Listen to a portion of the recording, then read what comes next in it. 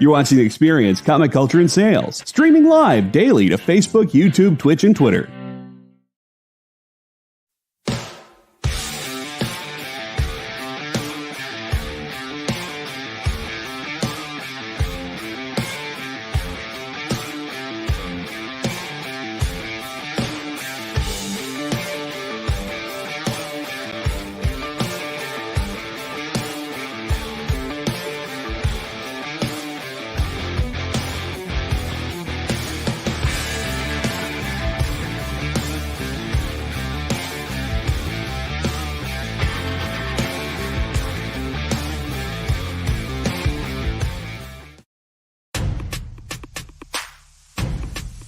Go follow The Experience on TikTok at @the_EXP1 or scan the QR code on the screen. Our TikTok is like everywhere else we are, except you only have to deal with us for a minute. Seems like a win-win to me.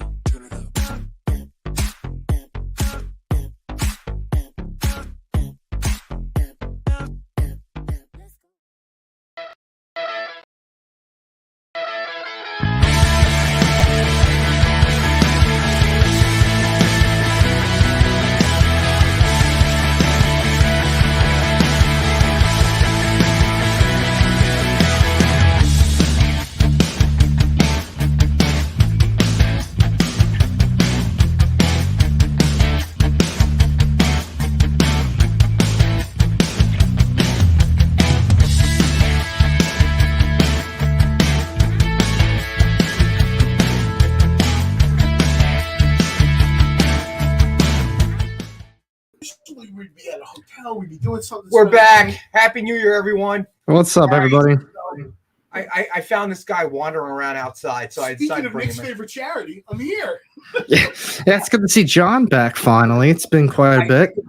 Right. So supposedly he and his wife got COVID. Okay, so they were out in between that week. Oh, you say Cabo or COVID? Well, I believe him only because he's never lied to us before when he's on a vacation, right? So I kind of believe him. Maybe it was COVID. That's true. Somebody said I didn't see any pictures of like dinners I can't afford. So I'm pretty sure you were. That's true. So I sort of feel like, maybe he was telling the truth. So we got John Spilios in the house, Jeff Wedding, we're rooping stuff up, CJ Design, Stevie B. Hey, Jay Burns. Hey, buddy. Real quick, too, I just want to say a bunch of people reached out to me on social media or whatever, wished me well. Thanks, everybody. Really appreciate it. I'm glad I was able to be back. It's always nice when you see. I didn't reach out to you. I know you didn't. You could have cared less. No, I just go and text, dude. I don't do that social media. No, seriously, though, it was really nice, because we always talk about it's a community or whatever. People were like, oh, hey, man, I heard you're sick. Merry Christmas or whatever. I hope you're feeling better. Easy Go Lucky in the house. What's going on, Kenneth Bird? Hey, what's going on, guys? So, all right. So, announcement to everybody. I have a family thing I got to do with my daughter tonight. So, I'm actually only going to be here for the first hour. And then I'm going to exit and let the inmates run the prison. Is this going to be a therapy session where she's telling you nicely to back off? No, it's a dinner with. I don't know, man. Say no more. Say no more. So my presence has been commanded. Oh no. That was the really good thing about being sick this Christmas. Right. All the usual stuff. Oh, let's go see Aunt so and so, and I hate her. So I was just like, all right, so there was none of that. Sorry, Aunt so-and-so.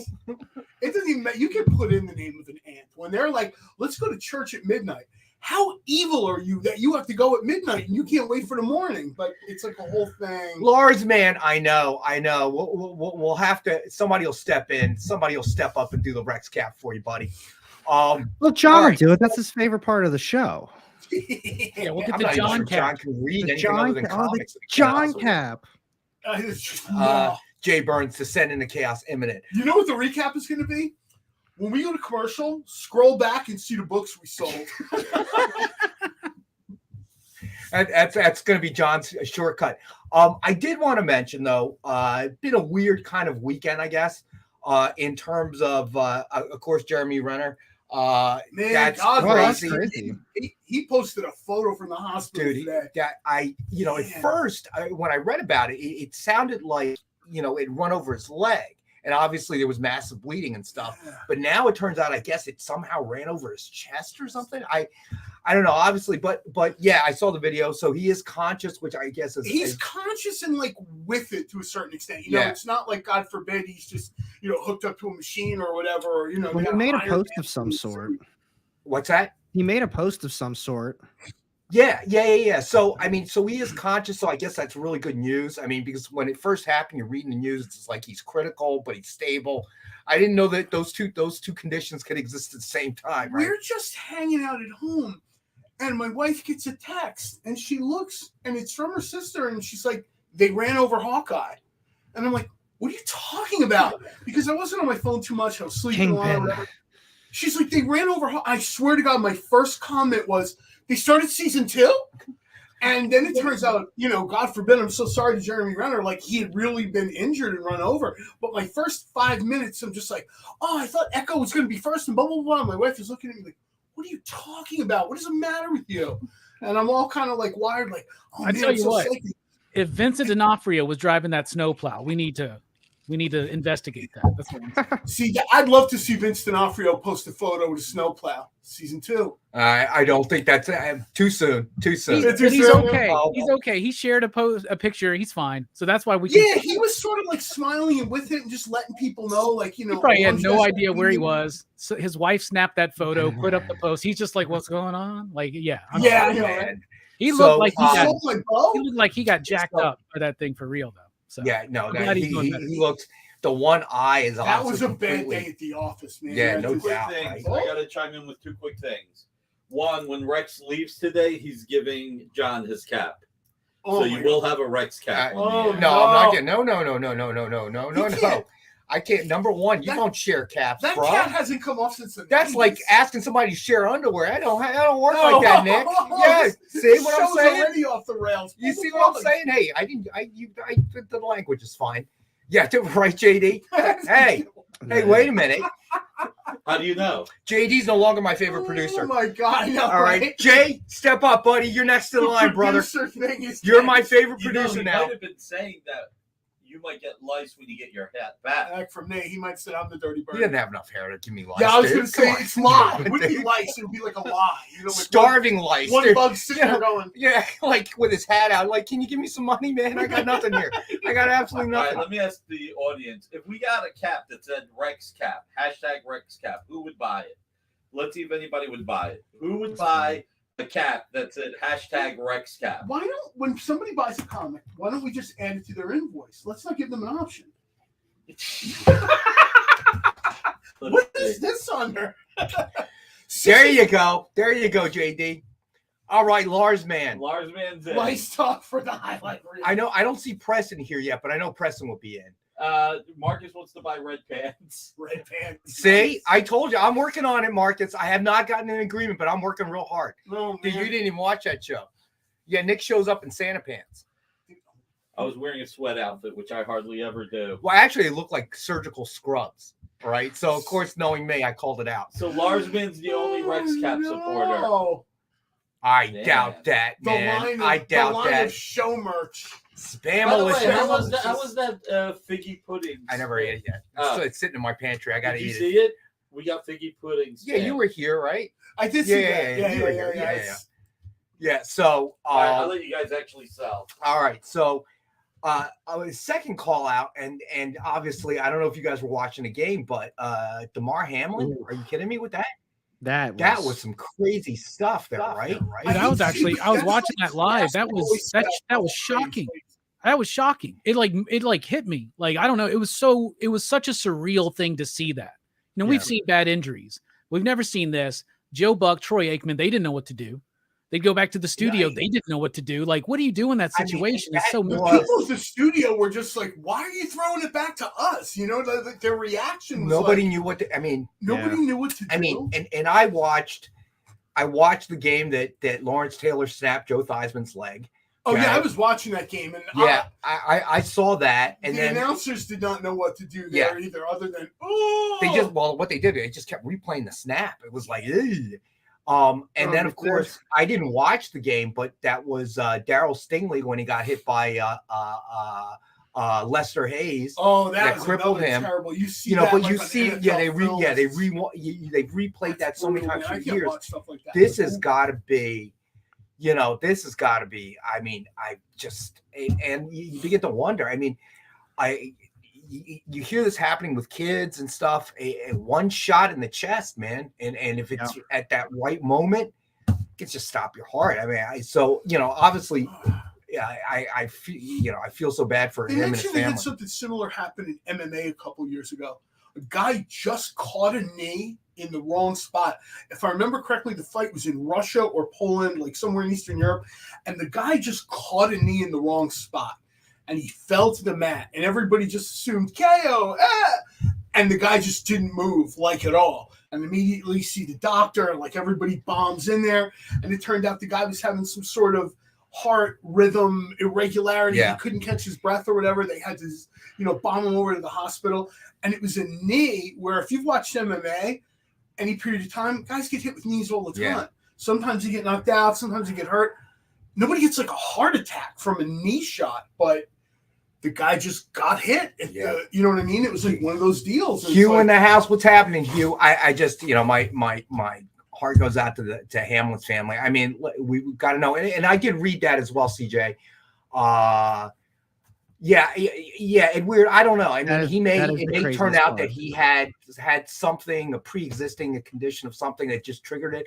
Who the heck knows? Yeah, it didn't look like a particularly violent hit, but you never know. I mean, he got right back up, like, so it wasn't, it didn't physically exert him, it didn't So who knows? It was just a freak accident. Changed the way they do exams in the NFL, right? Now they'll probably do more cardiac scans. Well, after everything has happened with Tua this year and the concussions, I mean, there's going to be a lot of discussion in the offseason, I'm sure. But I mean, just needless to say, I would imagine that and I hate to say this while the guy's fighting for his life, but and certainly thoughts and prayers go out to him and his family. But I mean, more than likely his career is over. I mean, after something like that happens, I can't imagine they would let him play again. I mean, what team? I hate to say this because it's terrible, but what team wants to roll the dice with that again? Well, from his standpoint, why would you, I'm sure that every doctor is going to advise, like, look, man, it happened to you once, bro. I don't know what to tell you. I mean, Jay Barnes, that's right. Because think about even from the NBA side of things, I think it was like Mirza Teletovic, Chris Bosh. All they had was like a sign of blood clots, and they were like, "Nope, that's a wrap. You're going to be on blood thinner. You're done." Yeah, it's not worth it. I mean, these guys make good money. I mean, it's not worth your life. That's when they do these things on ESPN, they invariably go to pro wrestling, which is all staged. I mean, I'm sorry if you didn't know, but what? It's all staged. But the injuries these guys get are real. And there's a ton of these guys that didn't make it to like 45 years old. All these guys died because not only was the lifestyle hard, but they didn't really have this sort of medical care. There'd always be some strip mall doctor to sign off in the state. Fewer and fewer states every year even required it. Once they admitted, like you used to have to get a doctor's letter to pro wrestle. And then they went by state and said, hey, it's all fake. And they went, oh, don't even worry about it. Go ahead. But even though a ton of these guys, they didn't even make it to like 45 or 50. The fact that it is staged doesn't make what they do. Okay, like so a ballet dancer can break an ankle just as easily as an athlete. I mean, it's not even the stuff that these guys do is obviously think of a stunt man or whatever. They get killed from time to time, unfortunately. But Lyle, what's up, man? We have some books. Do we have a thing we want to talk about yet? Do we have a thing? Well, we do have a thing we want to talk about that I want to bring up. All right. So on the experience, we're trying to get hit a peak of 1,500 subscribers, right? So once we hit 1,500 subscribers, we're going to have a massive giveaway. Okay. And they're going to be CGCs. All right. And we're going to give away probably 15 of them, I believe. All right, so I want to throw that out there. The 1,500th person gets Kyle to barbecue. No. Once we hit, Wait, what? What? Somebody say barbecue? The 1,500th person gets a Kyle barbecue. That sounds cool, no? That actually is a very good idea. That does sound cool. That does sound cool. Is Kyle listening? Kyle's going to bomb in with, no, that's not happening at all. But once we hit that, we will give away all 15. It'll be spread throughout the shows. that are on the EXP. So we're not giving them all away here at our show or Nick's show. We will be, but all the other shows as well will be giving it out. Yeah, Lars, man. Lyle, how you feeling up there, man? Oh, wait, but you flew home, I believe, right? I remember last time we were talking to you show, you were flying home or something. In what, a sleigh? It's like 19 degrees below zero. Where it is, man, up in the Arctic. Oh, yeah. You're talking about how cold that was. That was like ridiculous hearing that. Yeah, that's crazy. Well, right? because somebody said it. Our weather here in the New Jersey, Philly, New York metro area, suddenly it's all cute and springtime. Like, oh, it's in the 50s. It's great. A week ago, you tried to kill us. Yeah. It's very weird. Negative 9 in my yard, and the dog is like, no, it's not. 62 Lefty, what's up, buddy? We almost hit 70 today around here. It's that's what I'm saying. It is crazy. Literally, it was like 76 or something here. I got my AC on. It's like it was like everybody at the store today. It was like, it's hot. We're like, yeah, it's January 4th and it's hot. I know. And I was just like, this is when I say this all the time, people are like, oh, I don't necessarily believe in like global warming or cooling or whatever. And I'm like, look, man, that's cool. You believe whatever you want to believe. There are days where it's hotter here than in Vegas. And in January, I'm still in shorts. I'm telling you, the weather's changed. I don't care how it changed. You can argue that. I don't know much about science. Science fiction, yes. Science CJ's a balmy 35. Right. Where are you at, CJ? What part of the country? It's 50 in LA. That's right. You guys are getting. It's warmer here than Los Angeles. That's not right. Well, they're getting hammered. I mean, California's getting hammered by all those storms and rain and stuff. And I know they've been going through. That's what's coming over and becoming all these blizzards for other people, right? It's that moisture coming in and causing all that. Yeah. Yeah, but I mean, for California, they've been under that drought conditions, but I don't think they were hoping to fix the drought in a couple of days. So that's going to be massive floodings. Have you seen like the shots of the dams and the rivers and all that stuff? It's crazy. Man, is it that's that right? bad? Atmospheric river. That's a new term. Well, they had to come up with new words. And I'm suddenly like, you know what? You guys are like borrowing words from like Star Trek now to describe the weather. So I'm a little bit worried. Yeah, right. All right. So let me get to the best offer books. All right. So first best offer book we have tonight, Death of Wolverine, Logan Legacy #1, signed by Charles Soule. And it is number 4 of 25. We have one available. And it is a best offer book starting at $19.74. We have some cool stuff tonight. I read the email. There's some cool books in here. There are. And you actually read the email today. I like that. You're like, I read the email for this one. There's actually some good books. Do you know how I remembered there was a show today? How? Robbie posts on Facebook, oh, join me and everybody tonight. And I'm like, oh, I guess I have to go to work. All right, thanks, man. See you tonight. You're like, what day is it? What year? I think I'm looking at blinky-eyed. All right, man, I'll see. Well, this week and last week are always a little weird, right between Christmas and New Year's. People lose track of days. All right, so next up, though, it really is. People don't know what day it is. They really don't. You're like, oh, it's 2 days past Christmas. Yeah, that's not a day, man. That's a time. So, all right. So next up is JLA Avengers, and we have 2 copies of this. And it is actually from George Perez and Carol Flynn Perez's personal collection. Yeah, this is one of the things I was talking about. So the proceeds are going to go to Carol Flynn Perez. All right. So we're just trying to help her, obviously after George had passed, trying to help her out a little bit, whatever we can do. So this is going to be a best offer starting at $500, and we have 2. All right. And understand that the proceeds are going to help Carol Flynn Perez, so it's something we can all do to help. I realize it's not priced for everybody's pocketbook, but if you can, it'd be a great thing to do. This is one of those like rare gets, right? For someone that wants something unique, right? Everybody, we talk about this show. This show's got price points for everything. Even like Friday's Nick show, you know what I mean? You can get art for $1,000, $100. This is set up for, this is like a twofer, right? You're getting something really cool, like actually the file copy from their collection. Right. And you're getting to help the guy's widow. Right. I mean, no disrespect, but it's such a great book. And it's probably one of the things that George was most proud of, because he started working on this back in the 80s, right? And then they put that on hold, and he'd wanted to get this project going, and they don't keep it in print. Even this edition is severely limited. And it's a shame that DC and Marvel don't work together to keep this in print and throw some royalties her way, I think. So you see that slipcase edition go up on eBay, and it lasts less than a day. You know what I mean? Like somebody puts it up there and there's almost no bidding. Right. There's like one bid or somebody, you know how it is. Like we'll start the bidding at 50 or it's yours for 500. Like there's one bid and then it's gone. And I was just like, the slipcase is beautiful for this thing. And in the one slipcase edition, they have some of the sketches like Robbie was talking about. You know, like Perez is like, oh yeah, I sketched this in 1989. And like it blows your mind because you know this what when they were doing those crossovers, right? When they were doing like the Teen Titans and the X-Men, this was supposed to be the next one. He actually did like 20 pages of it, right? Like he had 20 pages of art from the 80s of him doing this until that fell apart. That whole thing where, you know, they did that for a while and they were both making money. You know, it seems like a good idea. I don't know. Maybe they should try it. He was at a con and he was answering people's questions, and he talked about like one of the best questions. And you can tell when a creator digs a question, right? Somebody said because he's worthy. If Martian Manhunter shapeshifts into Thor, can you pick up the hammer? Ooh. And I'm like, you could tell, like the room got quiet, and then everyone like applauded up on the panel. George was there with a bunch of other people. This has got to be at least 15 years ago, and it was like one of the coolest questions. Like somebody thought that out.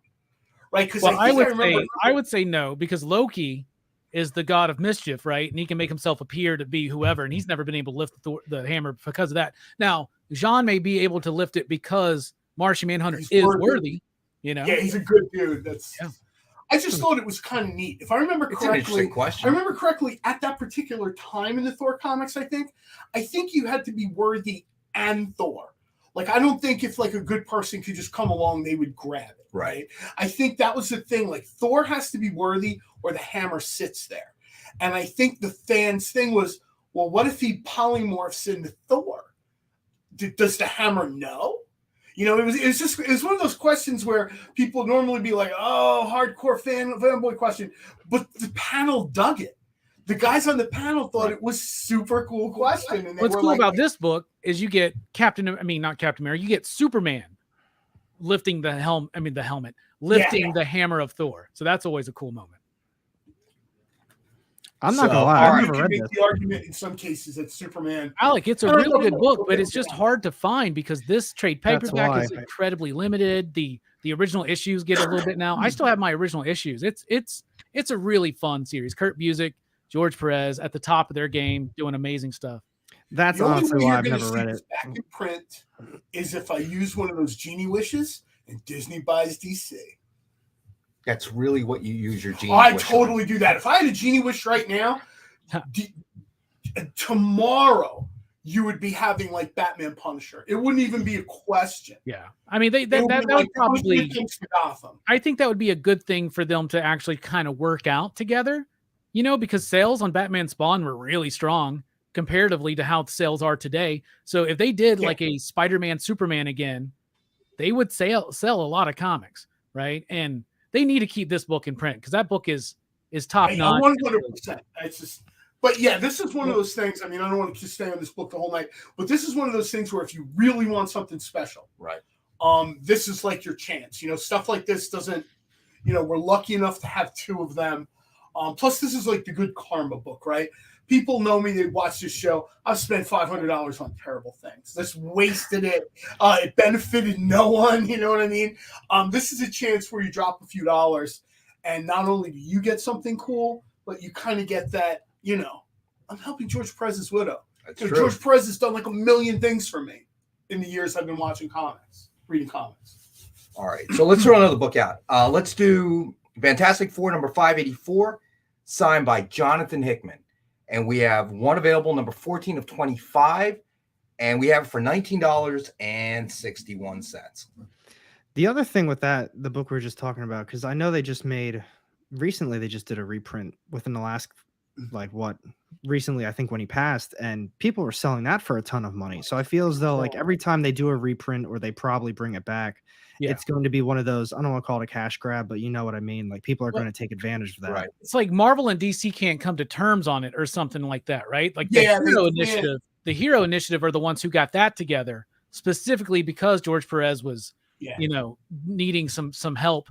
And it was so extremely allocated. My shop ordered like 100 copies. We got like, I think 8. Are you talking about the recent reprint? Yeah, the recent one. Yeah. That's what happened at my shop too. They actually, I don't think got any of their orders that they put in. I think they got maybe one, but I think they said that they didn't get anything. That's what happened to smaller shops. They didn't get anything. They just, They didn't I get know a couple allocated smaller anything. shops that ordered it, and they're like, "Oh, we're so excited!" And Lars Man claimed Fantastic Four. You got it, Lars Man. Yeah, there were people like the smaller shops. They were like, "No, sorry, you're beat." So wonderful opportunity, obviously, a high demand book and one from the personal collection of George Perez and Carol Flynn. And you'd be helping out, obviously, George Perez's widow. I think it says a lot about George Perez that they could get a reprint done to help him out. The Cures Initiative could get that done, because that tells you how much respect that guy has, both in the industry in general, but both at Marvel and DC. Right. There's not a whole lot of guys with his tickets in both companies. You know, there's not. That number is real small. You know, if you put everybody at a table with his credentials, that's a real small table. I would agree with that. You know what I mean? There's not a ton of people that have that many years, that many characters, and that level. I mean, the level is always here, right? Nobody's ever picked up a George Perez book and went, "Oh, this one's weak." I've never heard that. There was never a dip. Like with a lot of creators, you'll see as they get older, as they get further in their career, they hit a peak and then they just kind of level off and dip down a little bit, right? He never did that. I don't even think he reached his peak. Like he just kept climbing in his technical skill and craft. It's even amazing. when you saw work he did when he was ill, you couldn't tell. You know, there are sometimes, and I'm not going to name any creators, but there are creators you can tell when maybe they're not at their peak anymore physically, right? I mean, there are people that peak creatively, but you can tell, and then you're not surprised. You hear this person's having health issues, and you're like, am I really surprised? I'm sad, but I'm not surprised. Perez is doing this amazing high-level work, and then you're hearing behind the scenes that, oh, yeah, you know, he's having health issues. And I'm like, I can't prove that by his work. So Stevie B has an interesting question, but we'll tackle that one as soon as we get back. Oh, it's break time already. It is break time. So stay with us. We'll be back in a couple minutes. Did you know that every experience show, including some exclusive content, streams on Twitch? Check it out. Twitch.tv/the_EXP. Or just scan that QR code. You just finished the last episode of your favorite new show, and you just have to talk about it. But all your friends are ghosting you because of that incident last week at the buffet. Oh, you know the one. What you did to that chowder. Ugh. Keeps me up at night. So what do? Join writer Dan Wickline as he breaks down all your favorite pop culture media. Whether it's a review of the latest nerdy TV show or a dive back into the history of your favorite comic characters, Dan's ready to discuss all the hottest topics live. Join the conversation as Dan live streams Tuesday through Thursday at 5 Eastern, 2 Pacific on Twitch, Twitter, YouTube, and Facebook. The Dan Wickline Show on The Experience, Comic Culture and Sales.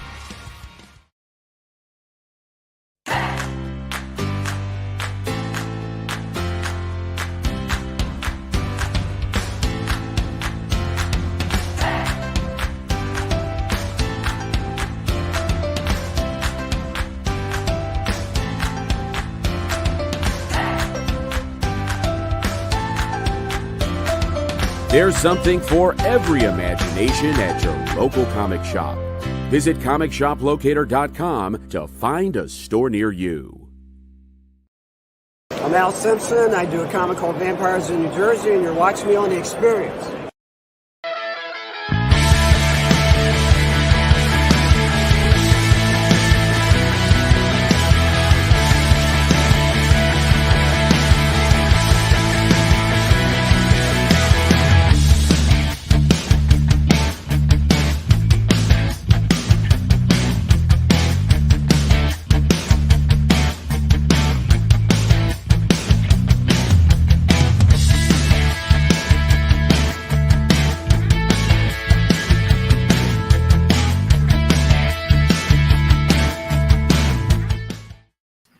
All right, we're back, and I don't know where John went. He'll be back. He's looking for a statue.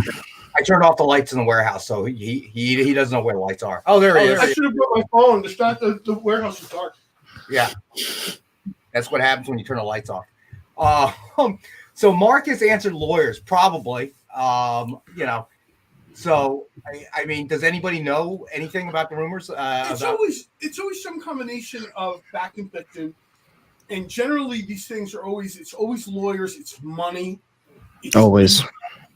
That's always the way it is now. I'm not saying I know for sure, but I'd be willing to bet real money that it's something in that zone, right? Yeah, it was something in that zone. I did a panel with Jim Shooter a couple years ago, and we were talking about that because he was talking about how it was very successful, these crossovers for both DC and Marvel.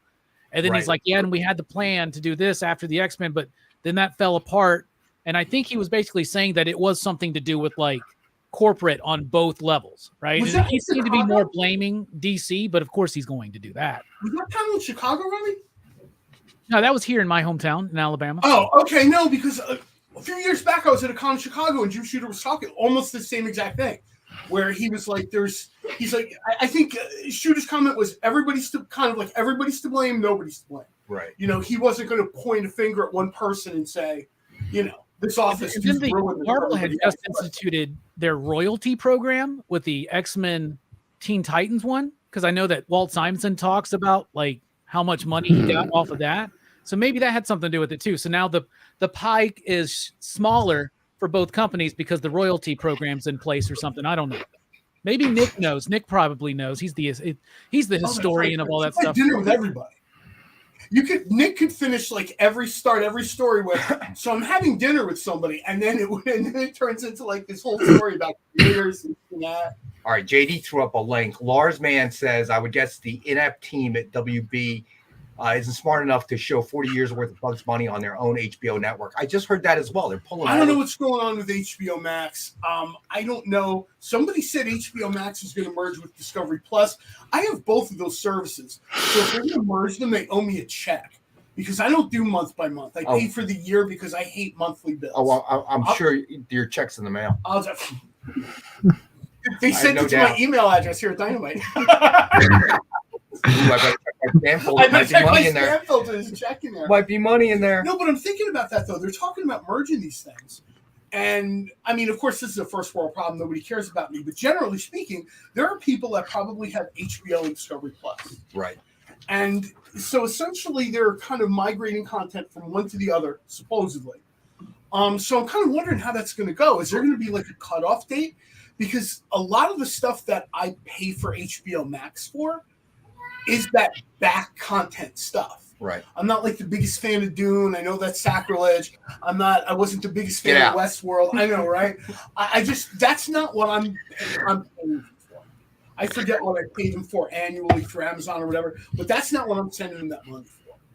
Hey, since we're on the topic of Westworld slightly, that is like such a letdown show after that first season. Well, kind of the second season, but man, it went from like. Yeah.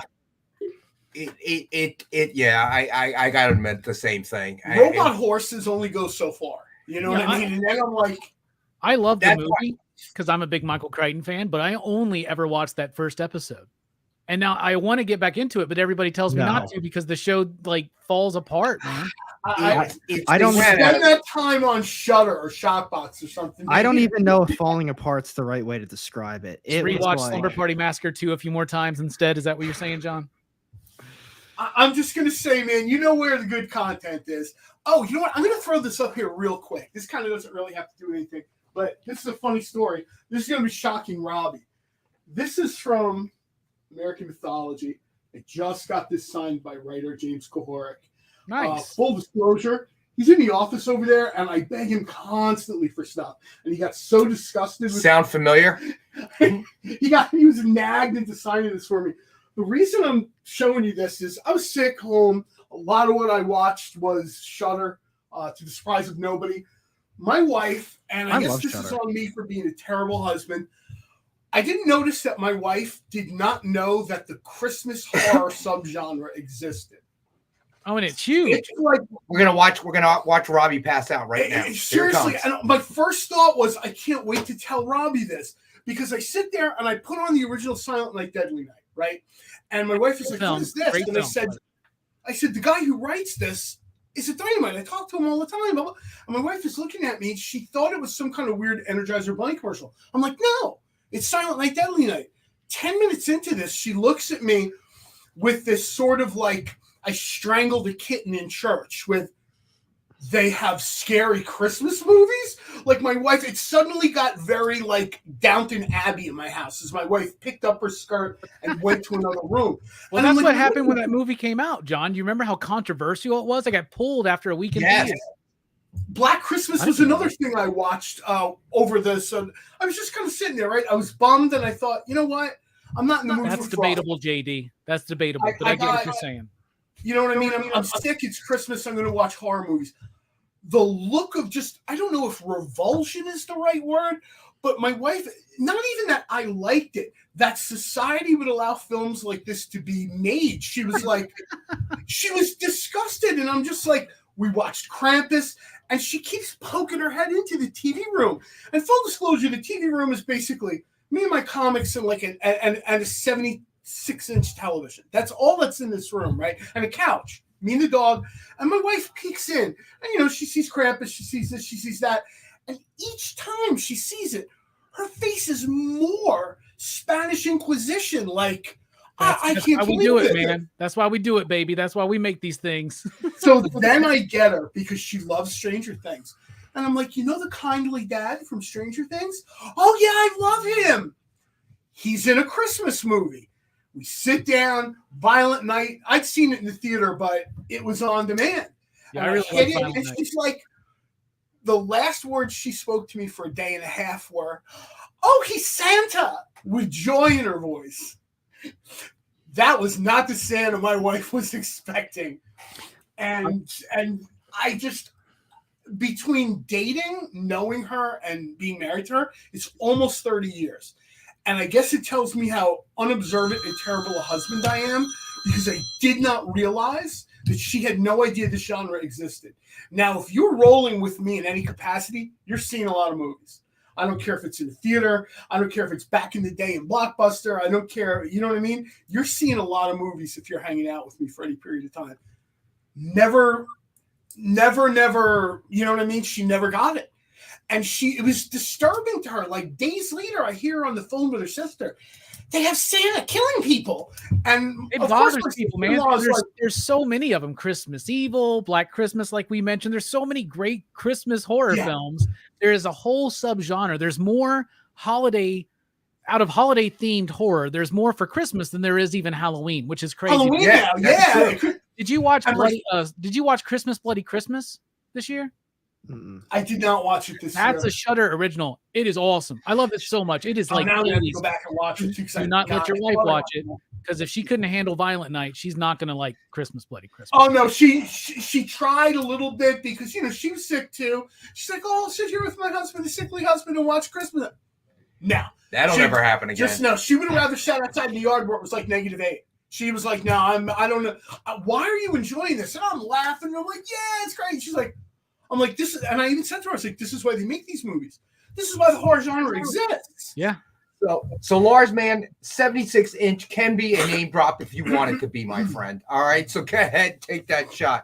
All right. Let me throw a CCA up here. Let's let Rex get through some of these books so we have to do less work in the final hour when he's not here. Oh, I'm loading it up, man. I'm letting you guys talk in the first hour so you get all these. We're not going to say a word. I need you to read 39 books. Go ahead. Go. So, RexCap? You feeling all right? I'm going to have, though you should do books real slow. Our next book is Sue. No, but on a real note, Robbie, I got to say, Shudder is probably one of the best streaming services I have. I love Shudder. Absolutely. It's worth it alone just for Joe Bob Briggs. So there you go. It's worth it alone. Shudder, yeah, I tell people that all the time. I mean, I don't know what service you have. I think with Apple Plus, it's like $7 a month, and with Amazon, it's maybe $8 a month. It went up though. I used to get Shudder for like $5. I think it used to be $4.99. All right, so Superman #1 was Superman cover sketch by Joe Del Beato and Mariano Nicieza. and we have the one available for $69.99. Oh, I love this. Can we call him in here real quick? Because I have questions I don't know about if the he's still here, kryptonite color. dude. You know, The homage. he The talks Neil to his Adams. wife, unlike you, clearly. I know, right? He talks to his wife. Love this one. The homage to that classic Neil Adams cover, man. There you go. So I actually have a Neil Adams. I think I posted it one day on Twitter. I have a Neil Adams sketch I got at a con like 6 or 7 years ago. He was just, it was slow and he was in the mood. And I almost felt bad asking him to do it because I'm thinking he's done it 10,000 times, right? And he's like, no problem. I'll do it. And I said, if you don't want to do it, I said, I really don't want to come off like a jerk, but it's my favorite cover you did. He goes, oh, no. And he just does it real quick and signs it. And I was just like, I just didn't expect that. I thought that was like the con where I came back and I'm like, take a look at this. And people were like, seriously? It's just a pencil sketch, but it's essentially this cover. And I'm like, so hey, Joel, what's going on, buddy? All right, so this is available for $69.99, and we only have the one available, obviously, since they are hand drawn. Lyle got the original. Good for you, my man. All right, so let me throw out another book here. Let's do a Dynamite book since John's back. Man, it was so much fun doing all those Green Hornet books when John was on. No, I'm kidding. I can't believe you went all the way back to the 1940s. He did do the Green Hornet. I did not. I did Green Lantern. All right, let's Kato all day up in here. I showed up in a Kato outfit. Oh my god. All right, let's do Vampirella versus Red Sonja #3 FOC Virgin Ultraviolet incentive cover, 1-in-10 ratio by Lucio Perillo. Suggested retail of $50, and we have the one available for $19.69. You got it, Creative Keep. I've gotten this question a lot on Twitter since this cover came out, and I'm not going to say I know this for a fact. I was going to ask Nick, but he just walked back out. People are saying that Lucio Perillo used Lucy Lawless as the model. Well, for this one, it's obvious he used Billy Idol for the model. The star, right? That's Billy Idol pose right there. All right, John Spilios. All right, gotcha, buddy. I'm going to say I don't know if that's John? true. I don't know if that's true. I mean, I would certainly say I see Lucy Lawless in that art. But, people ask me, they're like, oh, dude, you know about Dynamite stuff? Is that supposed to be Lucy Lawless? And I was like, I mean, I can see it. Spilio, by the way, let us know. Did you have fun on your cruise, your Christmas cruise? Let us know, man. That's right. You have to let us know how that worked out. He's gonna be like, it sucked. Everybody got sick. Yeah, no, right? The norovirus. They just left us at sea because they're like, wait, what? No. You're. Well, I read there was a new cruise out there, and people took it for like Christmas, and it was like the first voyage of the ship, and it didn't work out. They didn't have all the kinks shaked out or whatever, and people were waiting until midnight to eat Christmas dinner or something. That's going to be the one Spilio was on. I'm sorry. Every cruise to me now is $18.99, so I'm not going. I gotta be honest. No. I have been on one cruise in my life with my ex-wife, and it, I thought it'd be great. And I have to be honest, I got seasick, which is really odd because I don't experience motion sickness, dude. I can have horrible travel a lot, right? Yeah, I used to. Right, I mean, cabin on like the far end. Was your cabin on the far end? So you're just like this. No. Here's what's weird, right? He's on the rail. No, because I got to tell you, if they did that, I would have been fine, dude. I have been on a fishing boat in the Chesapeake Bay, freezing cold at dark 30. Okay, with wake all over the place, and the boat's going like this. Okay, and I've got a beer in my hand at 5 a.m. Okay. The first mate's next to me chumming it up, right? I mean, and no problem eating a hoagie, midway through the day, and the whole 9 yards. So I figured I'm going to be awesome on a cruise. Well, it turns out that there's this barely perceptible roll that you can just below your senses. And it turns out that was what was making me seasick. They warn people it's like an inner balance, an inner ear thing. Yeah. They're telling you because the size of the boat and it's sort of. I mean, I used to take, with my buddies, we used to, charter, we get one of those charters, a whole bunch of us to keep the price down and be out there for the whole day.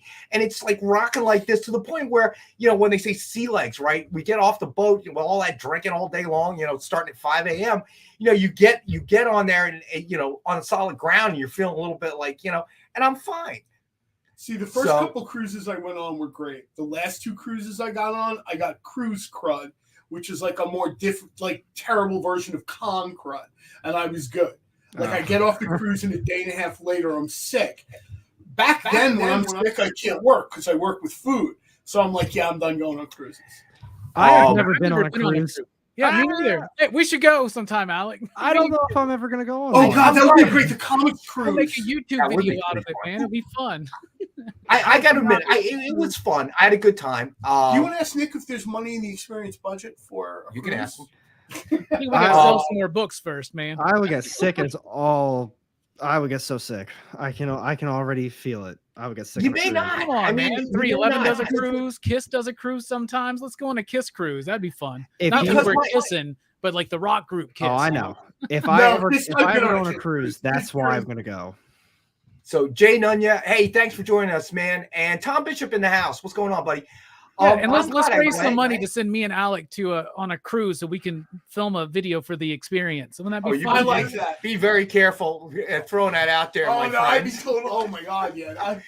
All right, Ron. The whole video is just Alec throwing up and me laughing. Wrote a link to the Kickstarter. I'll throw money in that right now. All right, so let's do this one. Ron has requested another CCA. So let's throw this one up here. This one's pretty cool. All right, so we've got Star Wars Poe Dameron #1. Now, this is unique. This is 2 wraparound connecting sketch covers. So there's actually 2 books there, and by Mariano Nicieza, and I want to say Jeffrey Gwynn as well. I was going to say, that looks like Jeffrey. And suggested retail of $299, and we have it for $100 tonight. Oh, wow! So this is two books, wraparound cover, obviously with the Death Star, from the third Return of the Jedi, Millennium Falcon, Lando, Han in the background, 2 versions of it. I like this. Yeah, this is nice. People ain't buying this for the Death Star, man. They're buying it for Slave Leia. Let's highlight that. Let's highlight that. Hey, Slave Leia. Collars. There you go. Collars, right? No collars in Slave Leia. Oh man, Marcus. Does Disney know that they did this? Because Disney's banning Slave Leia. We better watch out. We better be careful. Are they? Yeah, they're like no more merchandising for Slave Leia. Now, I didn't want to get on this topic. I'm sorry. I didn't mean to do that. Anyway, it's a really, really great cover. Somebody should pick it up. It's got the Death Star. It's got the Millennium Falcon. What do you mean? Slave Leia.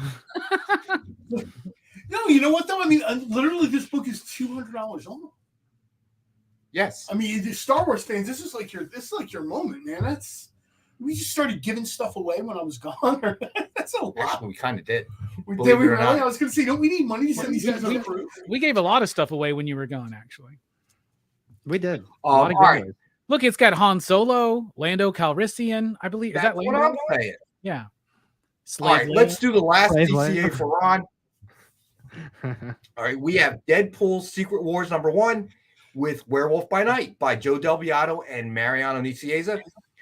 And we have the one available for $69.99. That is so sick. Oh my goodness. I like the colors.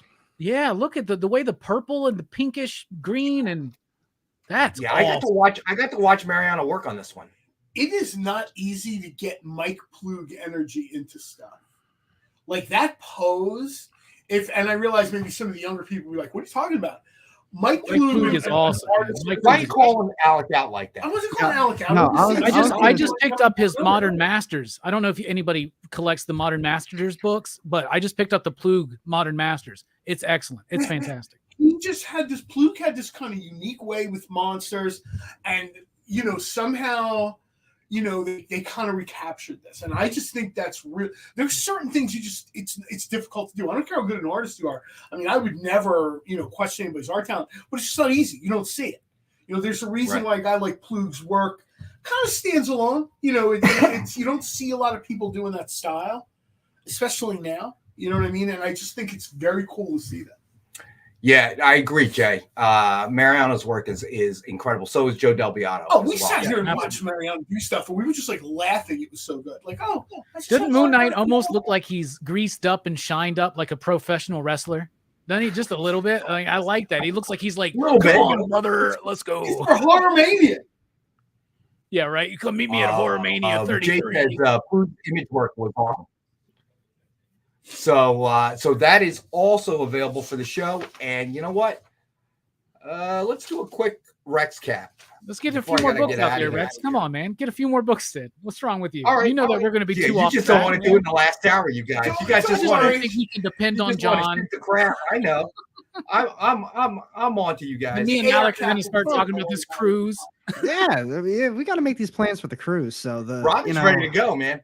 It's going to be by the way, what would be really funny is I'm going to be the one getting sick and Alex is going to have a ball. That's what's going to happen. That would happen. I'm complaining about getting sick the whole time, and it's me over there. I'll tell you one thing: if you're not if you want to feel like an alcoholic, check out The Last Day, because I remember looking at the bill going, wait, no, this can't be right. Yeah, no, there's no way we drank this much. You've been partying for 10 days. Isn't it free? Isn't alcohol free? No, the food is free, but you have to give them a credit card for the alcohol. But apparently, Spilio said that he got the drink package, so maybe there's a package where you have infinite. There you go. That's dangerous.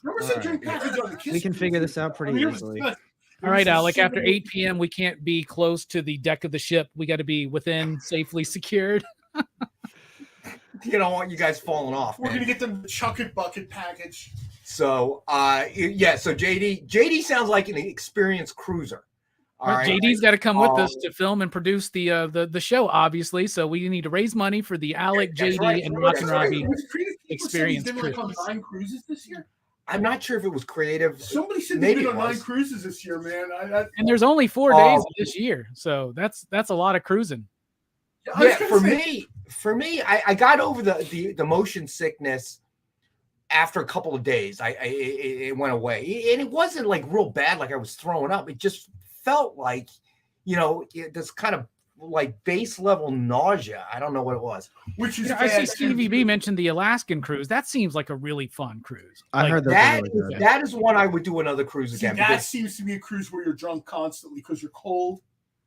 But I heard it's beautiful. And they're like, let's go out there and see the iceberg. Well, all right. I need to know. I heard it was beautiful because the cruise that I took was to the Bahamas.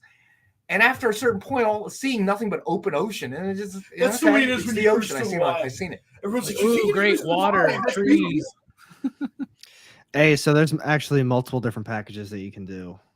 Look at that. Alex looking it up. He's thinking about it. He's thinking about it. He's thinking about it now. There's a water package that allows you to drink water. That's going to be the next giveaway hashtag. Oh, Lyle, you don't want the Crown Royal for our drinking game, buddy.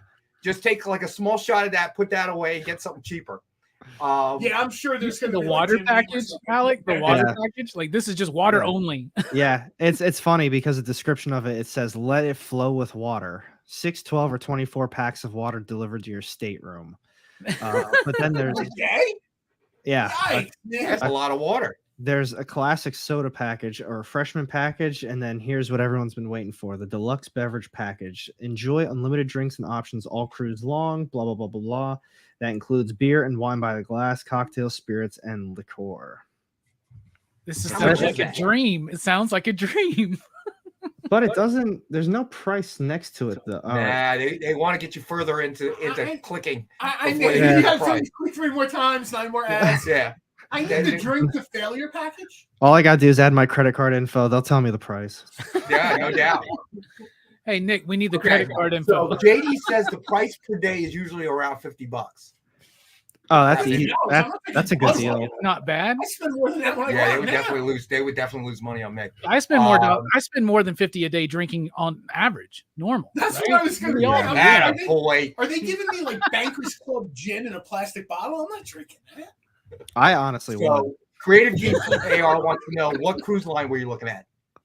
That was it Royal Caribbean? I think if that's a cruise line, that was it. Yeah, Royal Caribbean. Gotcha. So there you go. These guys are already talking. We got to start getting this together, y'all. Right? Yeah. Send in the support. Let's get this rolling. From the Lido deck, it's Robbie and Alec. All right, we're looking at the best show ever. Love Boat. Come on. Oh man. All right, they do it, folks. The Kiss Cruise. Just There's saying. Yeah, my buddy was a everything. photographer on a Kiss cruise. He was talking about how awesome it was. I'll take my The Kiss camera. Cruise is a They- He was There actually are hired to do it by one of the Yeah. opening bands. But yeah, like Let me for tell real. you, I That's pretty wouldn't be cool. surprised if there was some sort of comic convention cruise out there that already exists. I think they I were just mentioning read it in the that there's chat a- earlier. There's Yeah, a the Joko. softball tournament cruise. Okay. Yeah. I don't want to look go up on that one, Joko Rex. I'm sorry. cruise. We don't want to go on the Yeah, softball there's tour. a theme. Yeah, seriously. They're gonna you cruise to like I forget where it was, Mexico, and then you play a bunch of tournaments, you get back on a ship, whatever. With a couple of D1 Power 5 college players. There's one for everything. I'm telling you. There are cruises. Yeah, I won't fit in with that one too well. That's Star the one Wars. If I was going to go on a cruise, I think I'd probably go on the Chris Jericho cruise, because apparently that's just music and pro wrestling and like endless booze. And I'm probably too old for that now, but You're never too for old, my these friend. younger guys, I would totally sacrifice Liverpool. All right, let me throw another book out there and let me do a quick Rex cap before. Oh, we only got a minute. Quick All right, The Walking Dead Governor's Special #1, ultra limited, signed and remarked with a silver zombie head sketch by Ken Hazer. Yeah, that's Suggested awesome. retail of $69.99, and we got this one for $19.92. Great deal, man. The Walking Dead is awesome. Yep. So I love that The is Walking probably Dead. that's got to be one of the cheapest remarks we've ever sold. That's your all daughter right, making so- sure that you don't forget. And actually, ironically enough, that's her. Man, you better She's show up one to thing dinner. come on time. There's some See guys that you're out still there on the saying YouTube. that brother. I don't get it. Right, right. She's I'm surprised that joke didn't come up. she's All right, in the let me stream go right through the now. Rex cap because we got to go to a break. Death of Wolverine, Logan Legacy #1, signed by Charles Soule. We have it as a best offer item starting at $19.74, number 4 of 25. That's really nice. There it is, Rex is guys. son There we again. go. I knew it was there somewhere. I need $8. Then we just did the Walking Dead Governor Special #1, ultra limited, signed and remarked with a silver zombie head sketch by Ken Hazer, and we have it for $19.92. And then still available, Star Wars Poe Dameron #1, and it is a two wraparound connecting cover sketch. 62 Lefty Blue said she's calling because she found another squirrel. Yeah, maybe.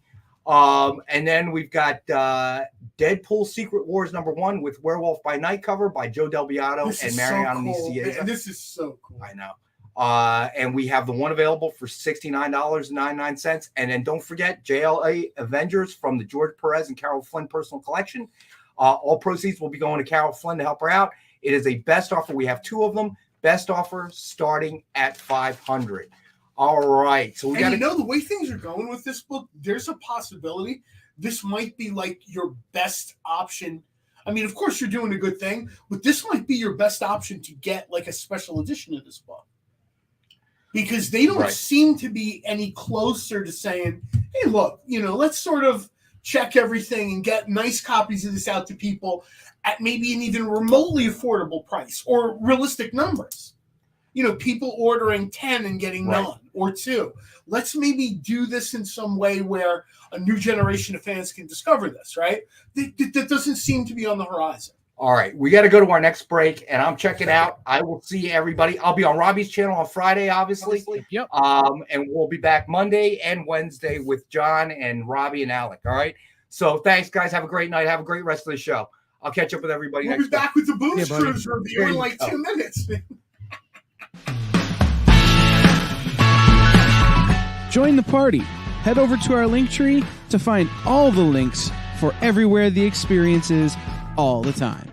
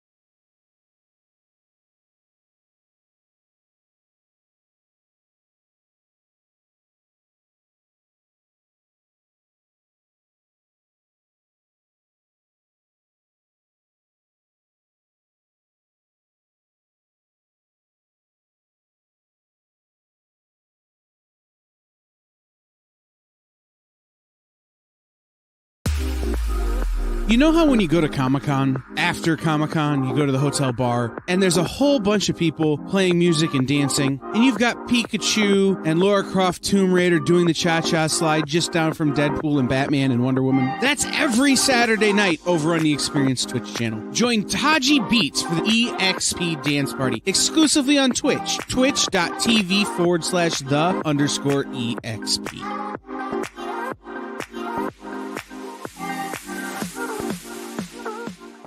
Who would win, Batman or Superman? It's the age-old debate, except it's so much more complicated than that. Nerd Killer Warfare every week on The Experience is your chance to debate other nerds in the questions we've all been asking for years, except we take those debates and turn them up to 11. Go to bit.ly/EXP casting or scan the QR code to be part of the show.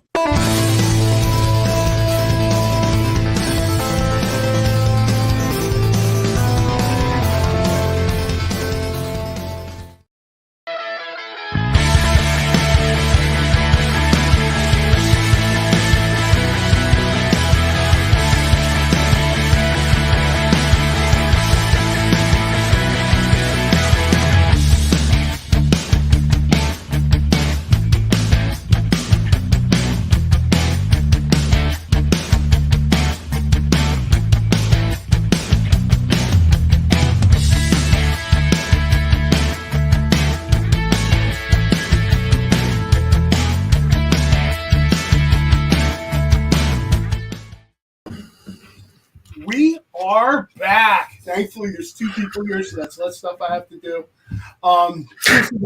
Thanks for joining us.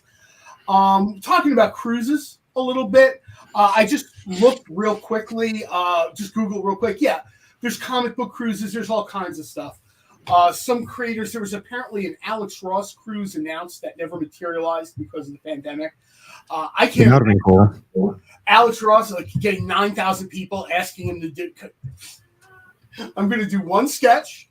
The first $35,000 takes it, and I'll be in my stateroom.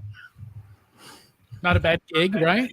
You know, that is not a bad gig. But no, I think what we'll do is maybe we should just go ahead and announce the Experience Cruise now. Start selling tickets and let Kyle figure out how it's going to get paid for and stuff later. I'm a big idea guy, Kyle. I'm sorry. I'm not a numbers guy. No, that works out. We'll figure it out. Kyle opens his email. What is this? We'll work up the details. Yeah. EXP Firefest. You're right. Next That's what week, would happen. 6 o'clock. Bro, I am not having a good time. Not having a good time. Today's new comic book day. I thought we'd kind of throw that out there a little bit.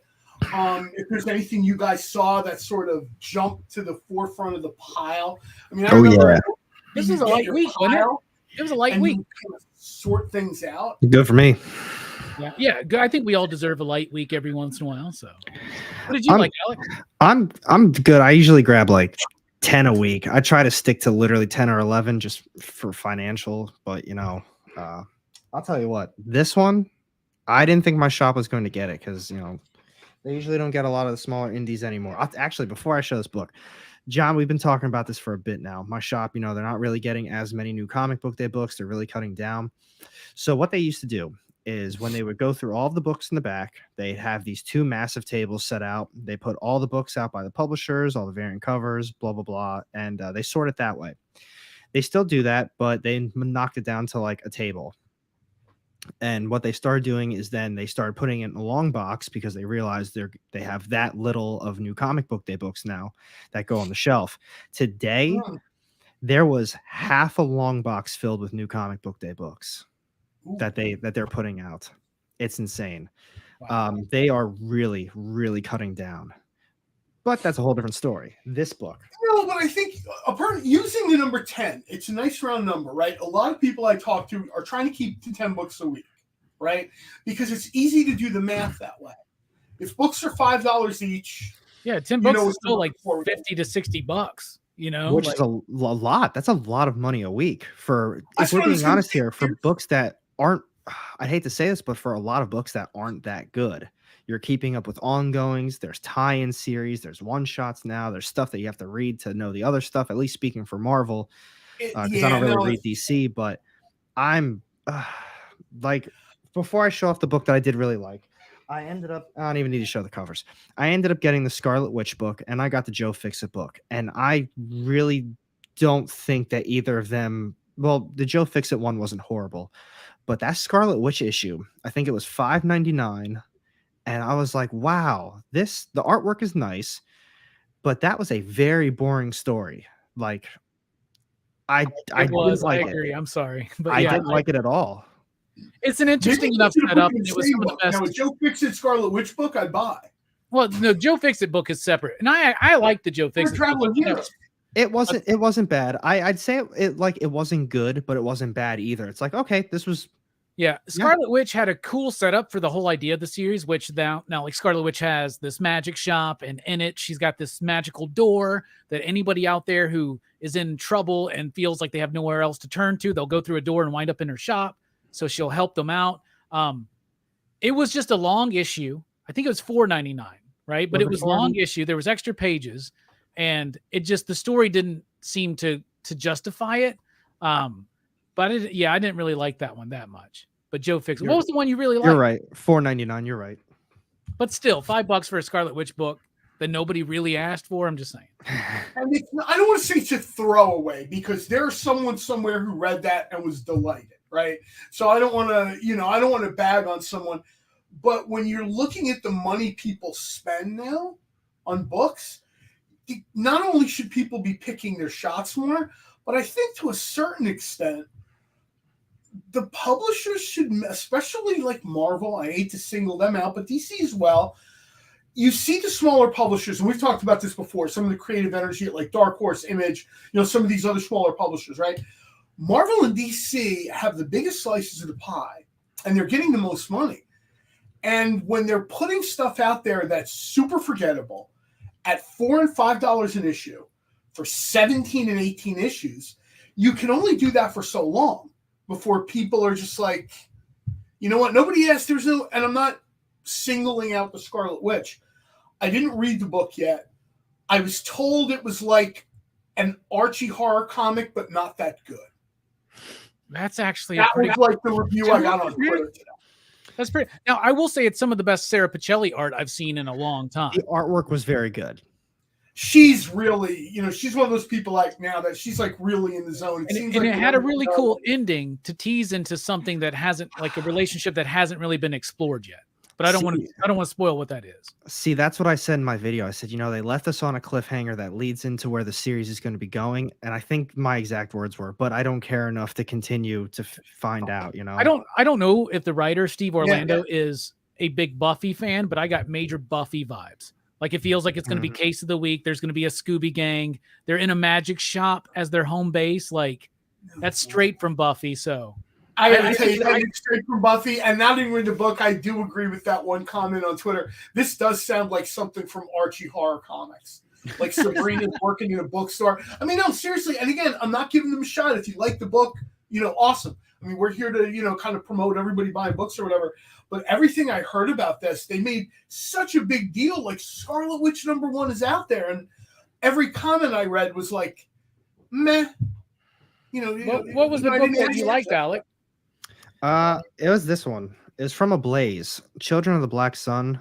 I obviously got the Something's Killing the Children homage because I'm a huge fan of that series. But I'll tell you what, this came out this week too, right? I don't think so. Was there an issue of that this week? Something's Killing the Children? No, but the Book of Slaughter was last week. That was really good too.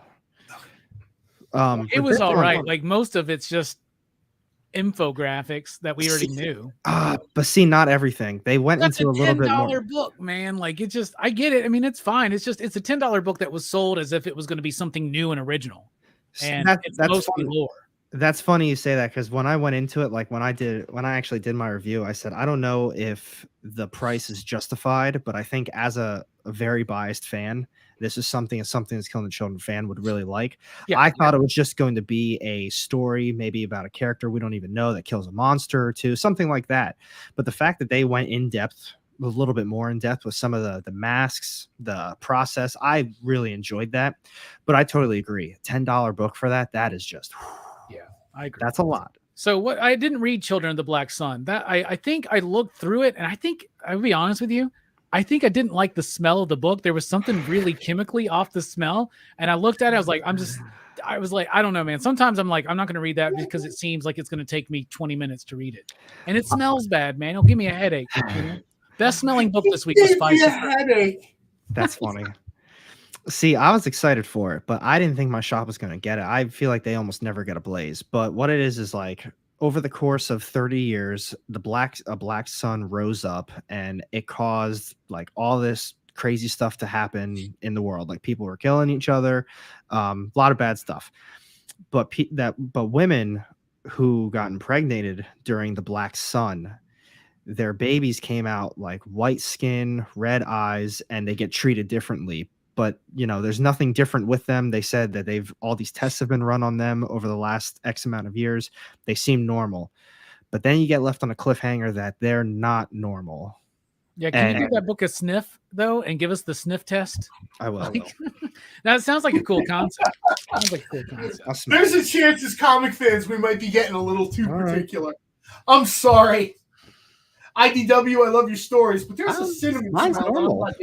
Okay, maybe you let it air out or something when you read it, but you read it in the car, so the windows were down, and it was like. I will say I wasn't 100% sold in the artwork at first.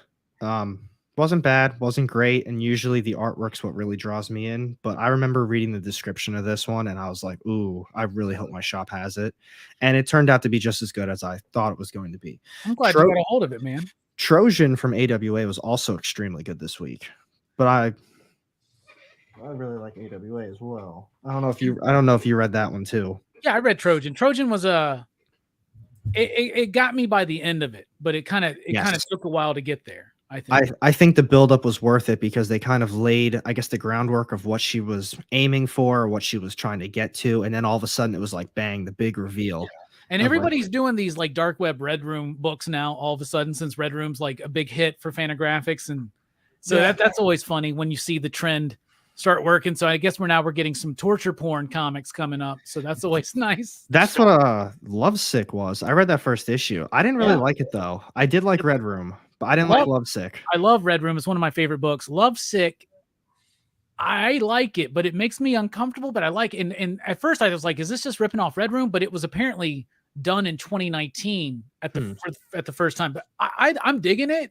It's an interesting book though, but I like my favorite book this week was Mosley from Boom. I ended up not getting that. Rob Guillory. It's kind of like a reinterpretation of the story of Moses, but with science fiction. We basically, as humanity, have created this amazing artificial intelligence that's so amazing that we created our own gods, right? We have made artificial intelligence gods, and they run society now. And now this dude winds up getting powers so that he can free the people from the oppressive technological gods.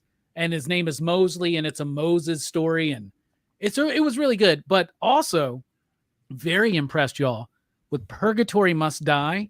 Yeah, I cannot wait to get through that. Evil Ernie, Chastity, Vampirella. Evil Ernie's in it too. Dude, they're all in it. Like everybody's going after Purgatory. Yeah, I really like that book. I love it. I always wait for John to ask these questions because I knew this wasn't like a brand new thing. I always have to say, John, is this a good spot? It's a good spot to start reading it, And it is. Purgatory Must Die is a great spot because they do the origin, right? Yeah. They explain her origin. They explain what's been going on in her Dynamite series. And then they just set up the story where it's going to be all these, like basically the who's who of Chaos and Dynamite coming after Purgatory issue by issue. That's awesome. And that's awesome. And that's why. And look at that Joseph Michael Linsner cover. And for those reasons, I'm going to end up picking this one up because is this a book we got tonight? This is a book we got to sell? Look at that. Yeah. Please buy this so I can say I sold one book. I don't know what this cost actually. It's Purgatory Must Die, #1, Virgin incentive cover. It's a 1 in 50. Usually they're $50. I think this one's going to be $40. Yeah. There it is. I'm just reading the scroll on the bottom because mine don't have prices. The list I pulled. I need a tech support in here because I haven't seen any comments in like 10 minutes. It just says new comments, and I'm not sure which button to press. Oh, I see comments there. We're getting them. Yeah, we're getting them. John says, "Gotta read Mosley too." I had Mosley in my hand, and I don't know. I didn't want to buy that 11th book. This is a great cover too. The Lenzner does amazing work for y'all, and he had some other covers this week. I think Vampirella versus Red Sonja came out this week too. But this, I have a lot of fun with y'all Purgatory books. Nyx is in it, Lady Hell's in it. Like it's awesome. You got them all. I can't figure it out. Oh well. Yeah, this is a book I kind of know about. John, you just click where it says new comments, and it'll go down. No, that's the way to do it. If I say your name right, Jerem, because I do watch your reviews too, and you aren't biased. There are other comic book reviewers out there that I have watched, and they just seem to like everything. Like, oh yeah, it was great. There's this and there's that.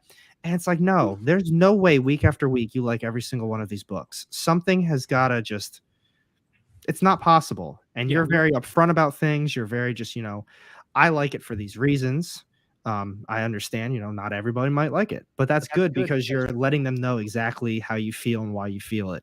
Yeah, well, we try to keep it honest, right? And the other thing is, like, because I'll get comments. I got a comment today, but like, you didn't review X-Men Red, or you didn't review Spider-Man. You didn't review, and like, I don't like them. And like, there are certain titles that I'll stick with just because, and I'll not like it, and it becomes a fun bit sometimes. But like, if I just don't like a book, I'm going to stop reading it, because I think what I want to do is encourage positivity in what I want us to focus on what we like. And I don't want to make videos bashing the comics that I don't like. I'd rather try to uplift the comics I do like, because making a comic is hard.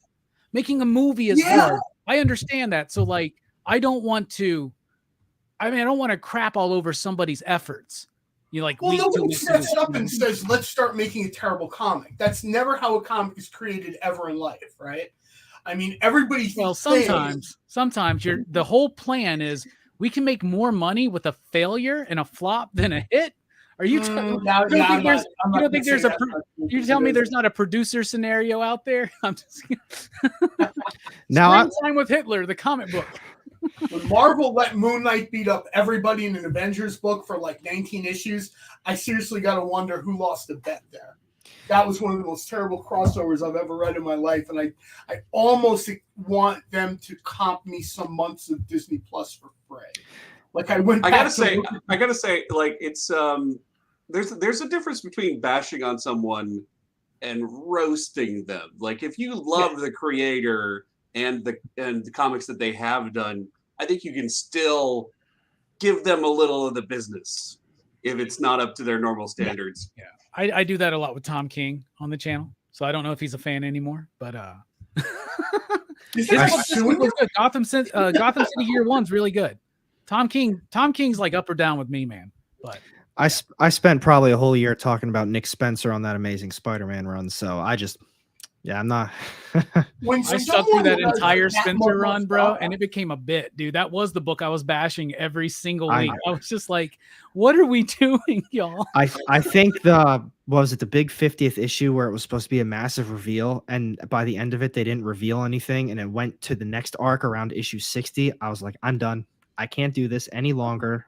It's ridiculous at this point." I don't know who gave him the reins for almost 100 issues. 80, 90 issues. And but what's like, Nick Spencer is so good at non-mainstream stuff, and that's why I love it when creators focused on like their own creator-owned work or working outside of that Marvel DC box, because it's so much like just editorial. Like it's like movies the way they are today. But I watched a lot of movies this weekend. Well, I want to talk about that later. But is there another book we can sell, John?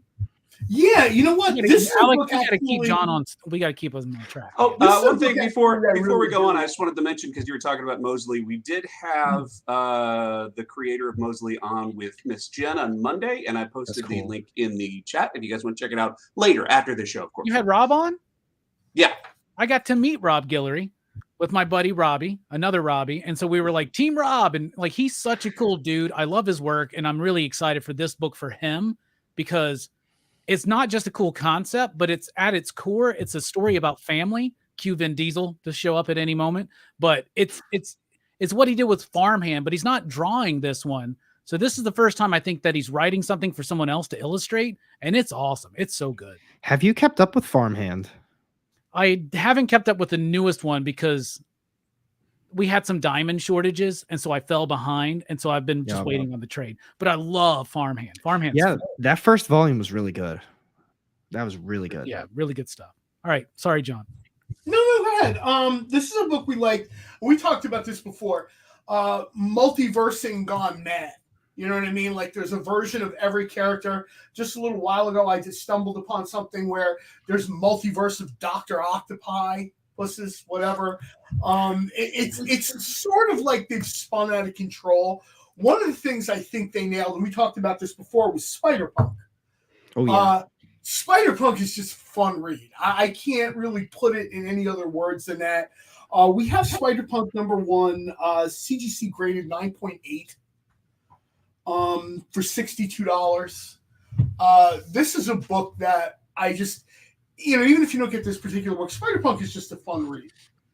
You know what I mean? Isn't he going to be in the new movie too? I wouldn't be surprised. I'm sure they're going to have a lot of them. I imagine he wouldn't be.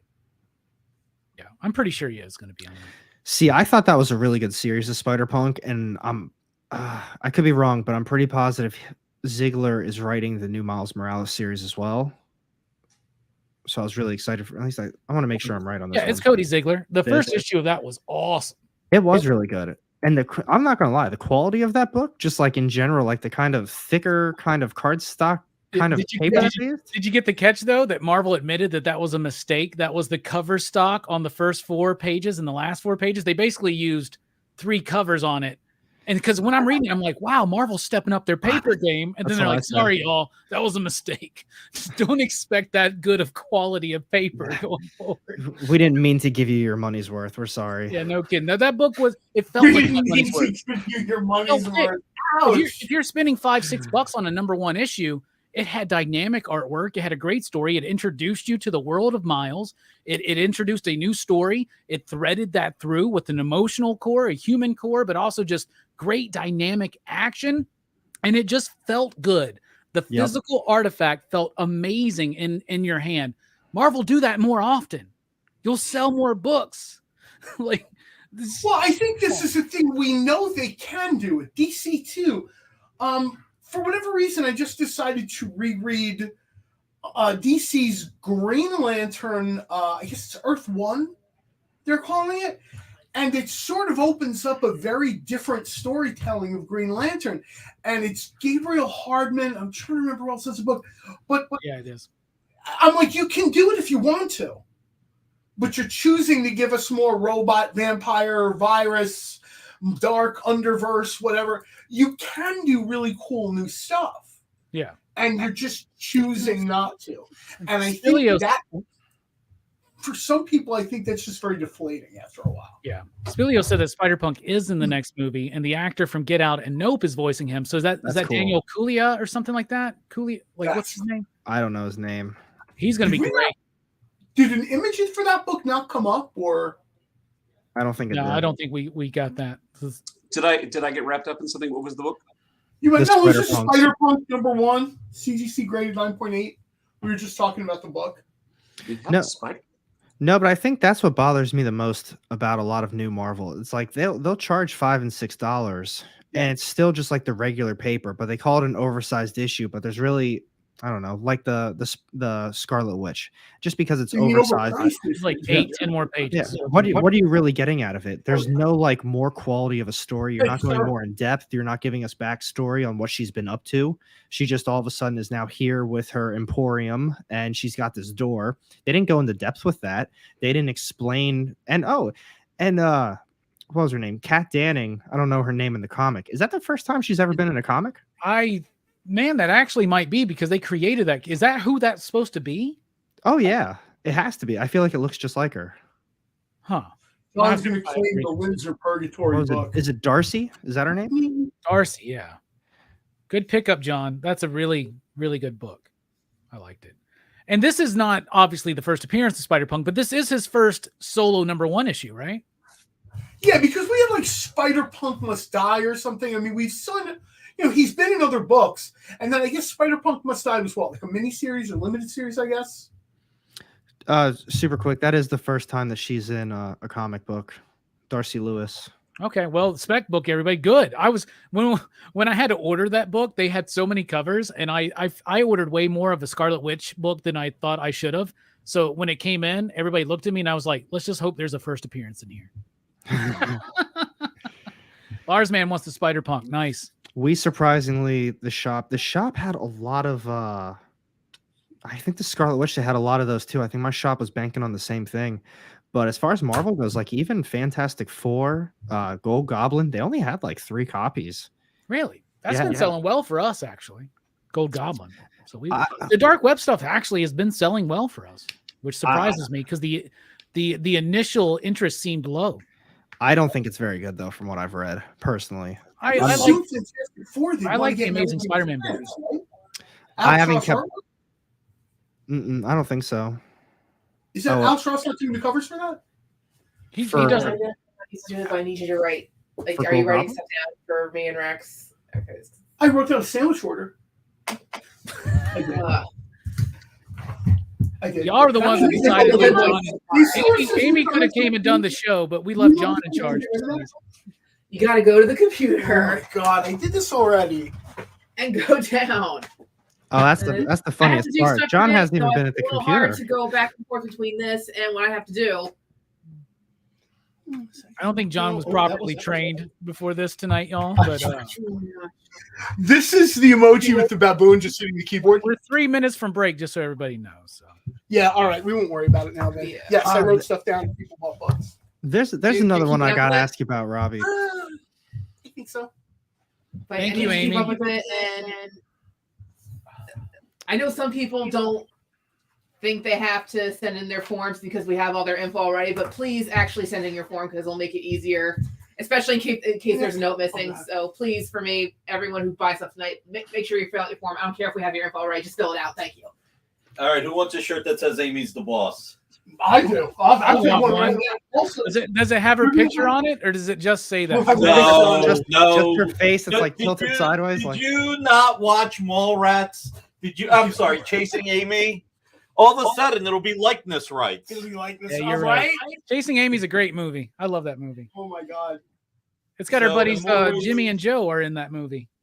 Yep, they are. Oh, there we go. Yeah, I couldn't. I gotta ask you though, Robbie. Have you been reading Radiant Black at all? What was the other slab? No, I have not been reading. I have not been reading Radiant Black. Oh no, I was gonna say they came out with the Radiant Pink series, and it feels so different from the other stuff. It's like more of a love story, and I'm like, oh come on. Well, they should all have a different vibe to it, right?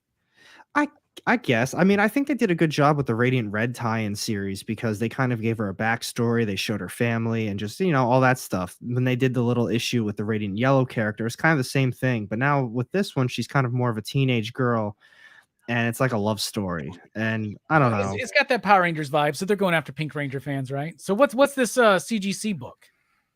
John is so out of his element right now. He's used to just like kicking back, relaxing, talking some smack. If I wanted to do this, I'd have got a job. I didn't fill out a W-2 for this reason. This is X-Men #1. It's a wraparound cover, CGC graded 9.8. Retail is $99. I'll say it already got claimed too. Yeah, I think it's already claimed, John. You didn't have to do anything. Okay. Thanks for buying. JD's got it, man. JD should just throw up random books and just let us do the thing. Did Thomas Bishop take that book? Yes. Okay. You write that down, John? Maybe you'll remember it. It's okay. Oh, it's 7:30. We're going to break. Thank goodness. When we come back, the show will continue to be off the rails, but just 3 minutes later. We'll probably talk a little bit more about New Comic Book Day. We'll try to figure out some of these books. We'll be back in 2 minutes, 2 and 2, something like that. Why was Princess Zelda sad after watching a bunch of YouTube videos? She couldn't find the link in the description. We'll stop if you subscribe to our YouTube channel. It's super easy. Click subscribe and click the bell when you do. And thanks for supporting the EXP. To be continued. 3 little words that hold the secret to the next great story. 3 words that will thrill you, confound you, give life to new possibilities. Every variation of To Be Continued is a promise of adventure, a promise of excitement, a promise of unseen wonders and unexplored worlds. A promise that every issue you read makes you a part of a never-ending journey.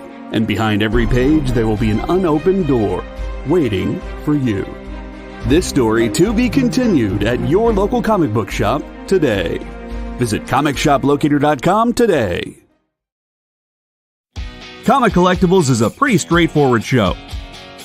You got Rex here, he sells the comics, and you got Rockin Robbie, he knows about the comics. And finally, John, well, no one really knows what John does. I mean, don't get me wrong, he's a great guy, but he just keeps showing up.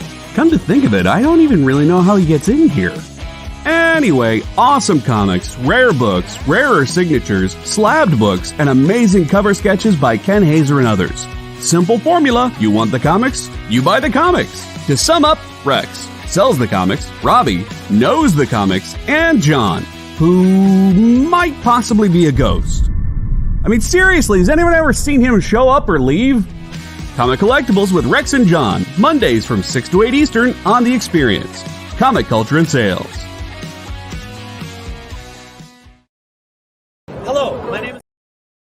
Hello, my name is Afrim Jambalai, writer and creator of The Legend of the Night Owl. You are watching The Experience.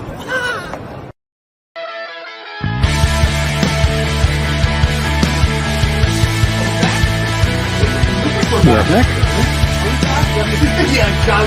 No, you got the wrong guy. It's a little thing at the bottom of the screen. Pull it all the way back, and you'll get to see the books that we've already.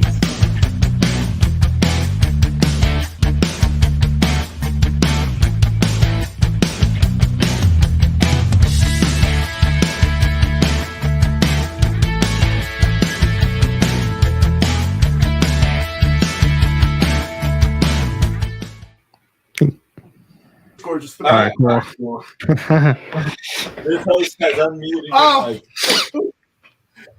Hey, all right. So he's going to go back to the Yoon thing real quick. We got to pick one thing, and I'll never remember which numbers I said, as everybody knows. But hit one if the first item you want is Rex Cap, for us to make a cap that says Rex Cap. Hit 2 if you want Amy's the Boss as a T-shirt. Hit 3 if you want Bats Stink, Hornets Rock. Oh, yeah, I like that. We might not say Bats Stink. Even if we could just get a bat and then the circle and the slash. Let's not go crazy. Let's try and not. It's not DC on the phone. Yeah, I know. Right now, Thomas Bishop says Rex Cap. We got no red pants. No red pants. I like Amy is the Boss. That's Amy is the Boss is winning by a wide Amy margin. is the Boss is 3 Amy is the Boss. 1 disqualification with Marcus. 4, 5 Amy is the Boss. Marcus is disqualified. You know what, Marcus? Actually, that 4, we'll call that 2 squared. So that's 2 more for Amy. You should let payroll know she's going to submit a voucher for John sitting today. Right? Looks like Amy's the Boss wins. Amy's 8. And rightfully so, I think. Did we ever get the Vampirella Red Sonja Yoon cover up there? No, you were muted. Oh, was I? Oh, there we go. This is a really neat cover. The story is very cool. We've seen Vampirella and Red Sonja before together a few times. We'll see them together again. This is just like a real unique sort of take. Dynamite is sort of in that. Somebody asked me this over the holiday because we were talking about multiversing. Yeah, Dynamite is strung together, their version of a multiverse, but they're trying to do it a little bit more.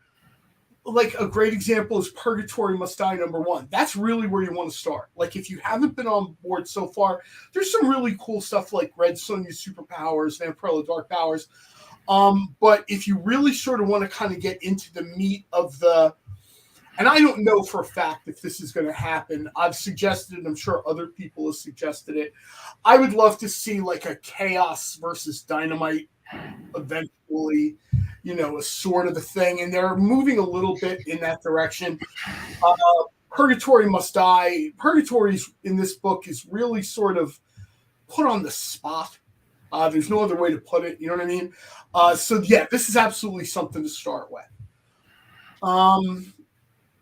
This story, I mean, these things are all kind of tied together. We're having Red Sonja and Hell Sonja, and you're sort of seeing this expansion of the Dynamite universe. And I think there's a certain, there's probably a certain impetus for that, right? There's a reason behind that. Dynamite has always sort of done character story. We always see this sort of 4, 5, 6, 10 issues, and then the story is done.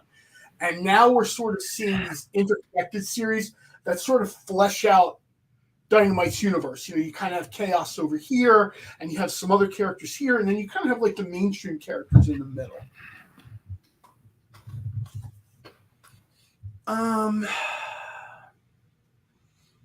Let's see. Let's do another. I'm sorry, Robbie. I had you muted still for a second, so you're good now. Yeah, okay. I was like, man, they muted me. I guess they want me to shut up. I was just gonna say the image on the screen doesn't match the ultraviolet Perio. So is this because this is like a Yoon cover or something, right?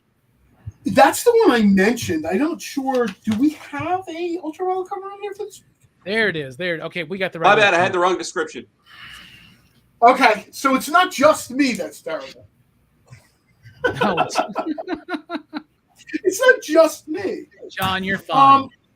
I don't know if we threw this out, the Dynamite Reader 10-pack.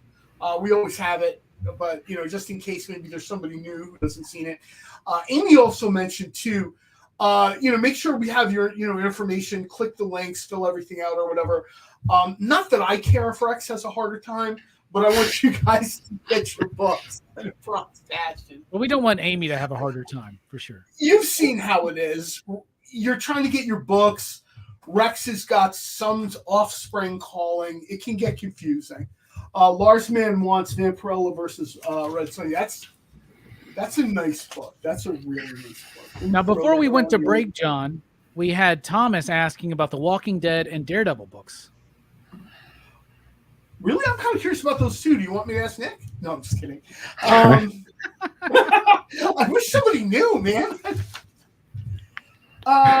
Daredevil. Oh, this is a comic sketch art book. This thing is really cool. This is one of the things I saw earlier today. I almost never read the emails, but I happened to see this and thought this was cool. This is Adi Granov. This is a creator I'd love to see more of. I think everybody would probably like to see more of Adi Granov. I feel like it's been a while. He was I can't. He was a big influence on the Iron Man movie. Like Stan Winston, pretty much went to his Iron Man stuff when they built the Iron Man suit for the first Iron Man. Oh yeah, that's a great point actually. This is Daredevil 600 Gold Signature Series. This is at a really nice price actually. Normally it would be $89.99. It's $64, and this is kind of we talked about this before. They always try to have something really cool and special at different price points.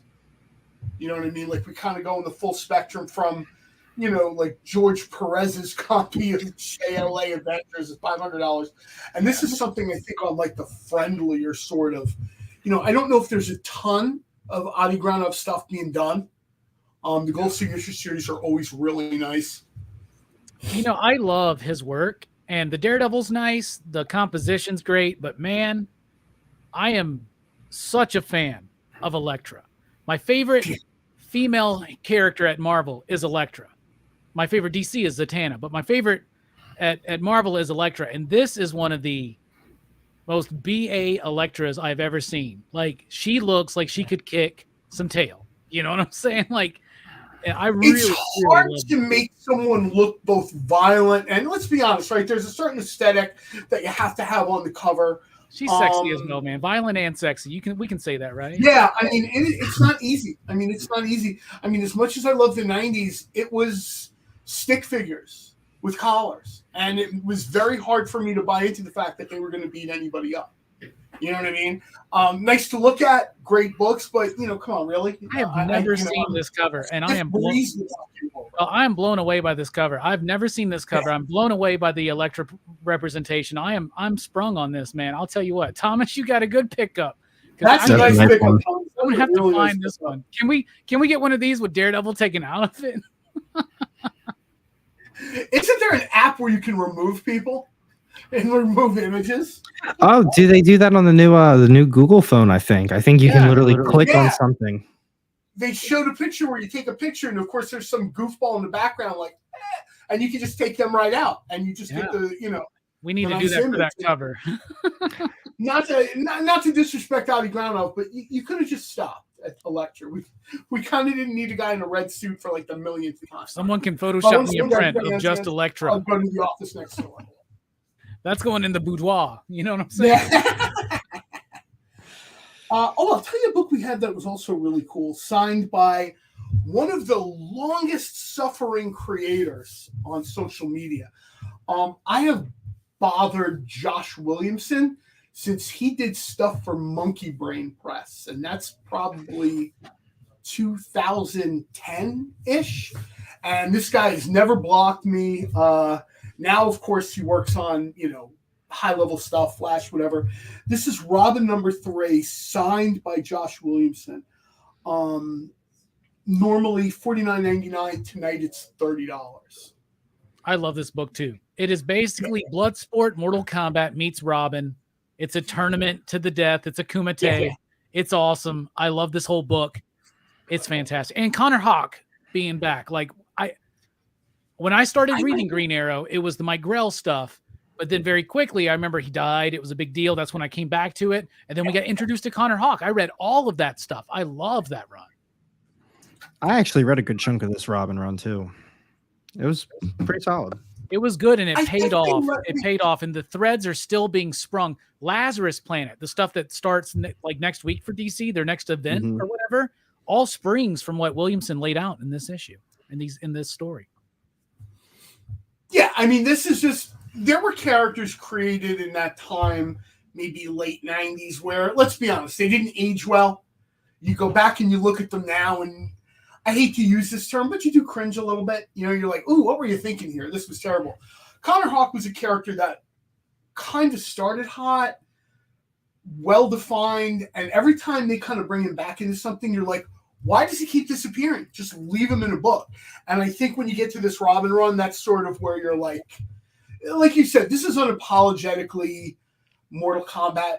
There's a real strong, even if you look at some of the visuals, there's like a real sort of, you just pause Tekken and sketch this, right?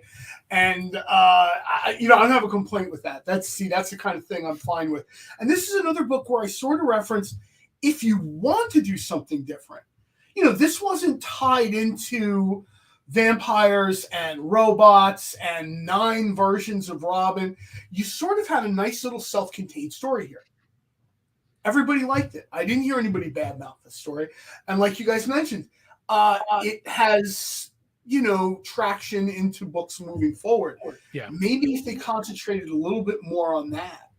And, with Damian, usually he's with Bruce or he's with Dick or he's with Jonathan, right? This was like a good solo Damian series where he got to explore some of his character. And most people write Damian Wayne as this one-note kind of bratty character. Grant Morrison obviously didn't do that. Peter Tomasi doesn't do that. And Josh Williamson doesn't do that either. Yeah, Josh. We talked about this, and I guess this is a name drop. Josh and I were talking about this a little while back. I had Josh on the show earlier last year. He's a great dude.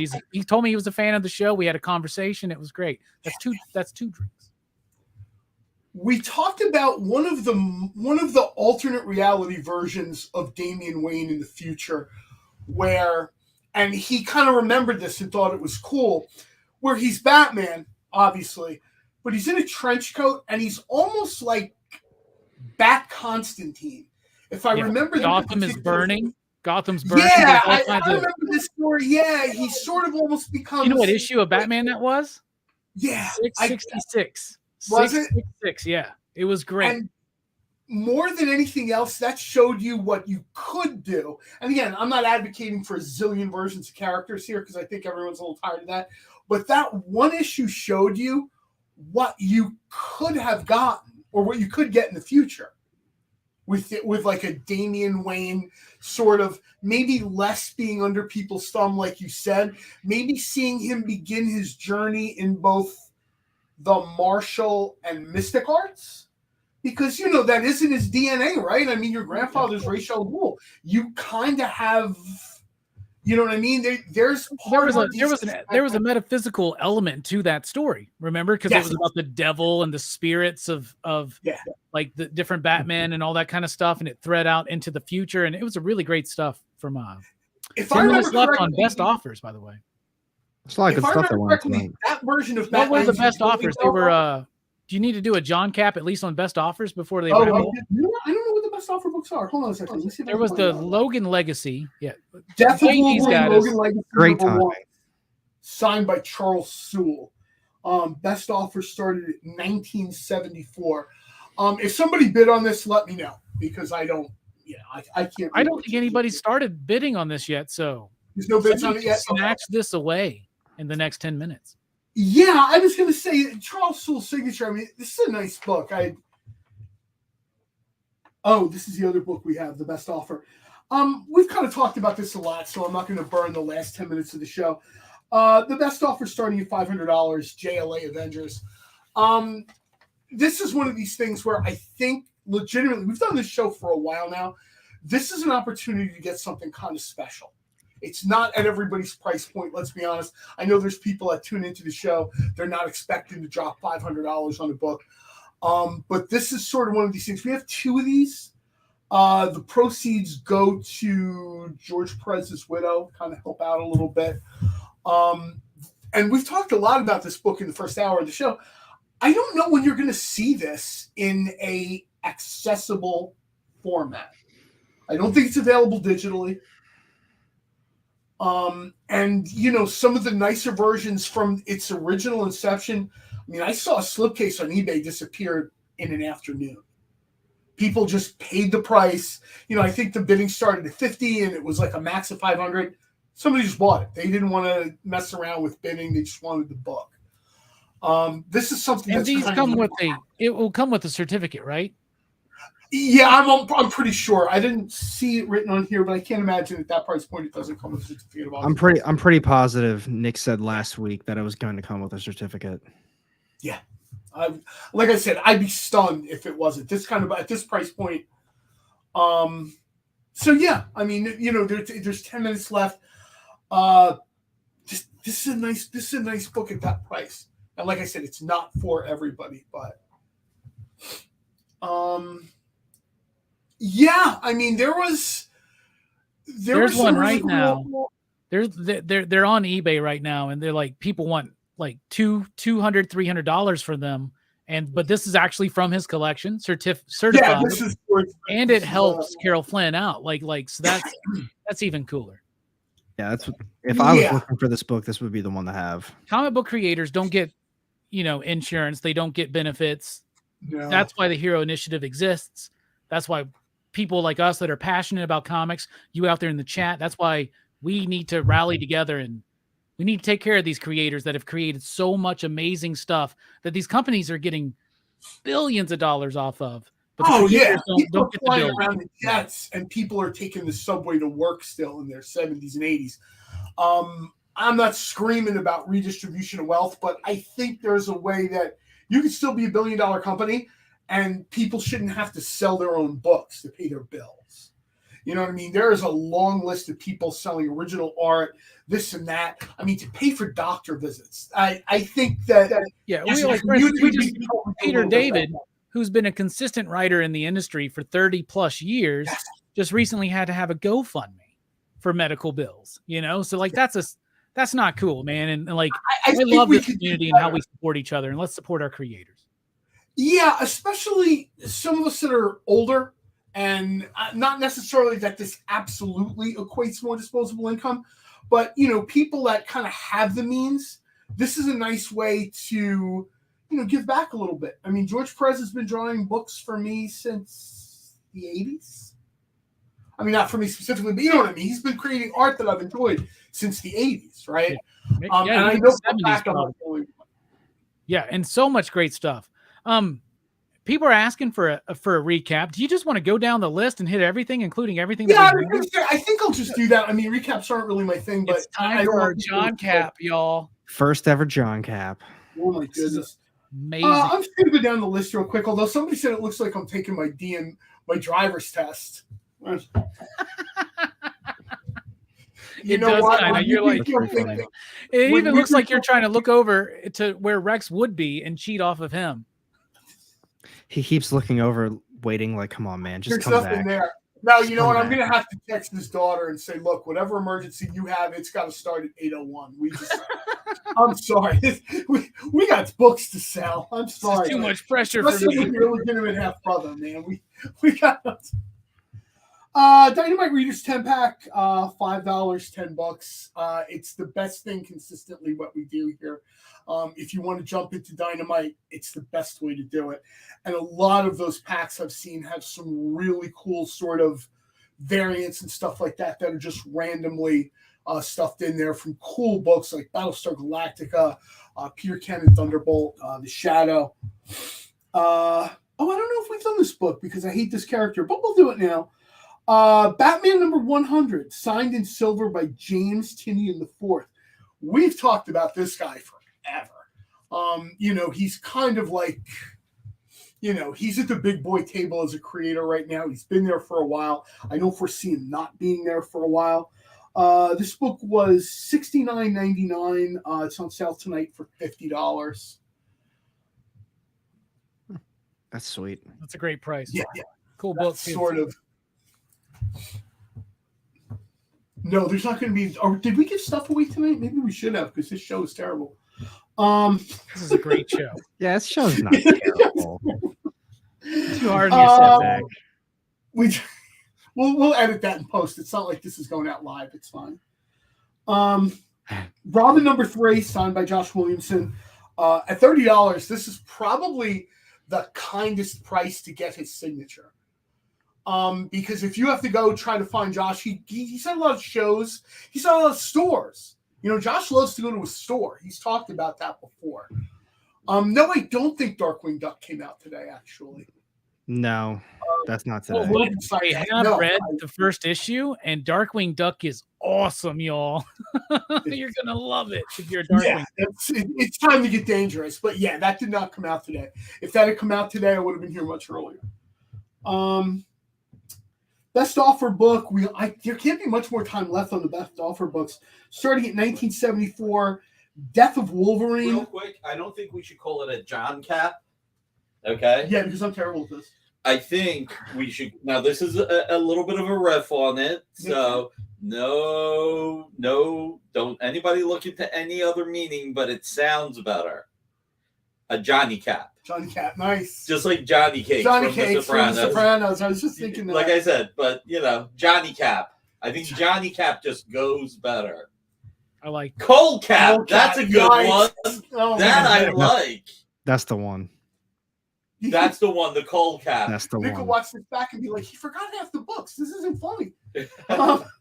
Do we do? Yeah, we got Death of Wolverine. Marcus for the win again. There it is, Marcus for the win again.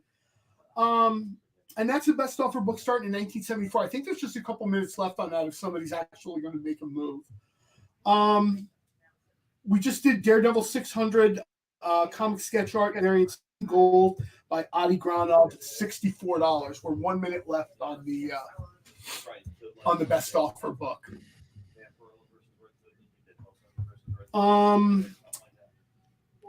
This book was bought by Lars Mann, so we'll skip that. Oh, this is a book I forgot and I really like too. I'm kind of a fan of these things. Captain Marvel: The End, number 1, signed in gold by Raza. I kind of like these books, even when they do characters I don't do. I kind of like them when they're older, sort of at the end of their career. A bunch of people have sort of done, Marvel in particular, we've had, I'm surprised this wasn't called like Old Woman Carol, right? I mean, we had Old Man Hawkeye, Old Man Quill. Old Woman Carol. There's something cool about, I don't think they get away with that. Old Woman Carol. There's just something cool about seeing these characters when they age, because let's be honest, you almost never do, right?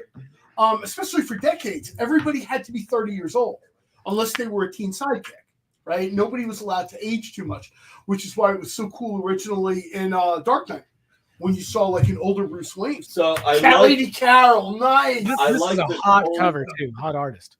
Yeah, it is. No, that's a steal. Number 1 of only 15. Somebody jump on that. So Yeah. real quick, I love the cold credit. Like cold credibility. Nice. I'll be issuing my own certificates. Not that they're authentic or anything, but they'll just be a certificate in the back. This book is There you go. We're going back to likeness rights. This book is $67.19, just in case anybody was 1967, the year the first Captain Marvel came out. The first Marvel Captain Marvel. How many Captain Marvels were there? There's a bunch of them. There's Captain Marvel in his green and white No. How many Captain Marvels from different publishers? Oh, at least 3, right? What's the third one? Shazam. Right. And then there's There's Shazam and the different Marvel ones. Yes. No, there's one other Captain Marvel. Wait till you see it. I'll be right back with it. Don't go anywhere. This What obscure stuff are we getting? Because there's like 3 or 4 Captain Marvels in the Marvel universe, right? But he's talking about from different publishers. And we know that Captain Marvel was what? Was it Fawcett originally? Yeah, it was Fawcett. I wonder if it was a Charleston Captain Marvel, maybe? Maybe. There might have been a Charleston Captain Marvel. What was Marvel? Well, Marvel Man wasn't originally called Captain Marvel. That was Marvel Man, right? It was Miracle Marvel Man was Marvel and Man. Miracle Man, and now they're sort of. I just saw they offered like a Marvel Man thing up on Comixology, and I'm like, oh, okay, whatever. Nick's stumping me right now. I'm actually surprised Robbie doesn't know this. Ah. Do you want to know what his superpower was? Yeah. Trademark name problem? Well, yeah. Trademark no, but he infringement? was in between Fawcett and Marvel. Okay. You ready? His trademark, not Shazam, his trademark word was split.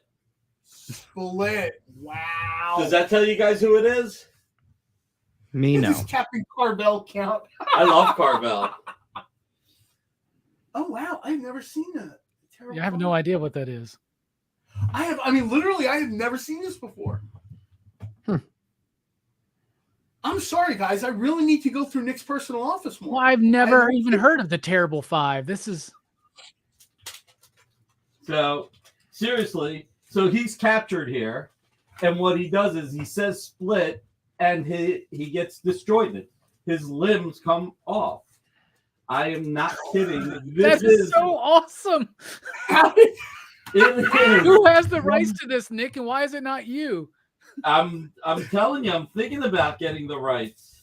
So Detachable Arm Boy. John Spilius claimed Terrible 5 right now. So let's find. So this publisher. Oh, here we go. Here we go. This is the best one. Check out the split. Oh my god. Oh, that's so cool. And that would have been a cool action figure, too. You hit a button, his limbs fall off. Oh, the limbs just flew off. That would be the best. I wouldn't be surprised if there was one. There's a putty action figure that does that for Power Rangers back in the 90s. I have. There you go. Is this like Western or Dell or something? No, this is actually a comic publisher, and I wish I remembered his name, but he would literally he would create one publishing company after another, after another, after another. He made Marty Goodman look like he had a stable number of publishing companies. He's like the Carl's Band of comics. He's got Heat Vision. He says Split. He says Split. I'm gonna have to find some of these. By the way, I am almost 100% sure that every single one of these ads he ripped off from other ads, and that he got the money. Oh, the true Hollywood story of Captain Marvel. This is like Fox Publishing. So, here we go. This is a great one. Hold on, I gotta show you this. He's like polka dot. You gotta see how he fights. You gotta see how he fights. Okay, you ready? Split. And he sends all of his limbs at them. The limbs just go out, man. You get bum rushed. And here you go. Look at that. Fist, foot, everything. Now Nick, I know you who's gotta going to publish this. You gotta get the rights, man. I'll tell you right now. I'll give you $20. The rights can't be more than that. You get a left and a right there. Oh my god! It is like Fillion's character. I wonder whether or not that got taken from this. Does the torso and head just float there, or does it just fall on the ground until the limbs come back? I was wondering, does the head sit on the shelf while the body does the fighting? Look at the one villain. Oh my god! Looks exactly like Batman. No. This publisher, this guy was amazing. Like I said, I don't know how much you guys You've know, got the whole run. but this is the whole run. That's the whole run. This is the whole run. He made Marty Goodman. I mean, look, he's friggin' captured here on the bottom panel, and he splits, and then he's able to fight everybody. That's so cool. He can get out of any trap. I really should publish this. And I cannot think of a better way That would be to cool. end this show with a character who explodes and hits you. Here, with their okay, legs. one more, real quick. Come on, this is so pathetically terrible. Oh my god! I can't imagine what the R. Crumb He version gets of this captured, is. he splits, and he starts to split up. I mean, you This don't is the want to see coolest thing other- ever. Thank you, Nick. Right? God bless you. Thank you so much for this. We're at 8 o'clock. I don't know if somebody's next. If they are, I apologize for running over. I apologize to everybody for the second hour. Did we finish the Rex cap? Yeah, for the most part, they don't care. The Johnny cap. The Johnny Cap. Thank you to people who bought books. How did Captain Marvel? Oh yeah, we had the Raza Captain Marvel. The Captain Marvel, and that was my fault. I forgot that. And then the funny thing is, when I read the email today, I'm like, "Oh, this is so awesome!" And But is this not the greatest, worst comic of all time? That is the greatest. I tell you what. It's Phantom Limb from Venture Brothers. Yeah, next week I will remember who the publisher was. Yes, CJ, you're right. Comic Tropes did do an episode on that. Publisher. So look up Comic Tropes. I forgot all about that. Thanks everybody for staying with us. I mean, I know I wouldn't have. Is there an if I 8 wasn't o'clock here. show? Is there an 8 o'clock show? Yes, but it's recorded, so it's actually running right now. So anyone who leaves this room will Sorry, come back to everybody. a different show. Thanks for joining us. Thanks to Robbie and Alec for doing Thanks most to of the heavy Amy for lifting. keeping me busy so I didn't derail this. Thanks to any more than Amy. I already did. We're not going to give a shout out to Rex because he left. And Yeah. let's be honest, he taped the show. It's amazing how sales picked up once he left. I know. All of a sudden, people started buying stuff. We'll have to talk about him in the next HR meeting. Nick will be here on Friday. This is up there as a nominee for Razzie Comic. You've got the Razzies in Hollywood. This would be a Razzie in. Will you be selling that on Friday? Original. No, I'm gonna have to find one of those. I'm gonna have to find that. Oh shoot! I gotta get the original art stuff ready. Jesus. Yeah, you have a show on Friday that does very well, actually, which is good because this one isn't. Oh, stop! Thank you, everybody. Seriously. Thanks, everybody. We Hit had a that ton thumbs of up. fun. 8 o'clock. Yes, we have something that's pre-recorded. 9 o'clock. We have. Who's on at 9 o'clock? We have Henry. Joey and Ambrosia, right? No, Joey and Ambrosia are off tonight. We do have a recording of their last show with the best of 2022. Right now, So we Pop did Goes the the Writers show is running, so shows you can up, right? refresh and watch that. And also, coming up after that, we got Henri, kicking it with Henri from 10 to midnight.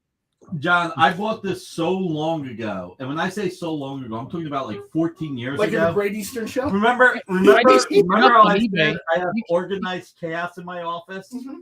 I pretty much know where everything's at. So, I mean, obviously, because you've never seen it. No, I've never seen that. You went right to it, Nick. And I see them on eBay. You can get them for like $15 to $20. So I think I'm gonna get one tonight. I mean, 14 years ago, I overpaid. I paid $10 14 years ago. Oh my 20 of us are going to buy it tonight. So the prices are going to skyrocket by tomorrow. So you better get them right now. It's gonna be all sold Monday out. show, $600 No. from the Nick Barucci collection.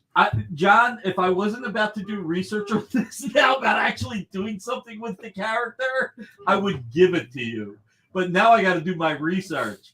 I've had this as a goof and never even thought about it, but this is so freaking stupid. You know how I'm going to put a pitch together just in case.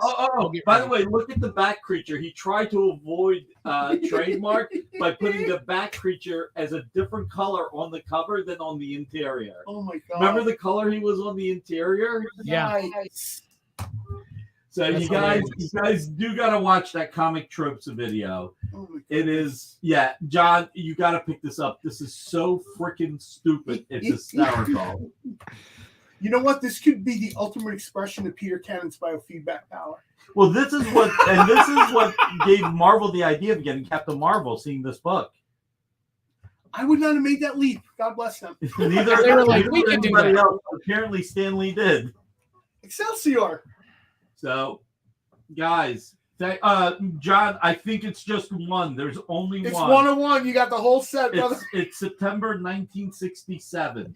Yeah, Captain Marvel So- presents the Terrible 5, #1. It's Yeah, out there there. you You just yeah. That's Scott, great. Let me just show this cover. And you got to love it. The villains are coming, but they should have had a tagline, but he has more than enough limbs to Oh my handle God. it.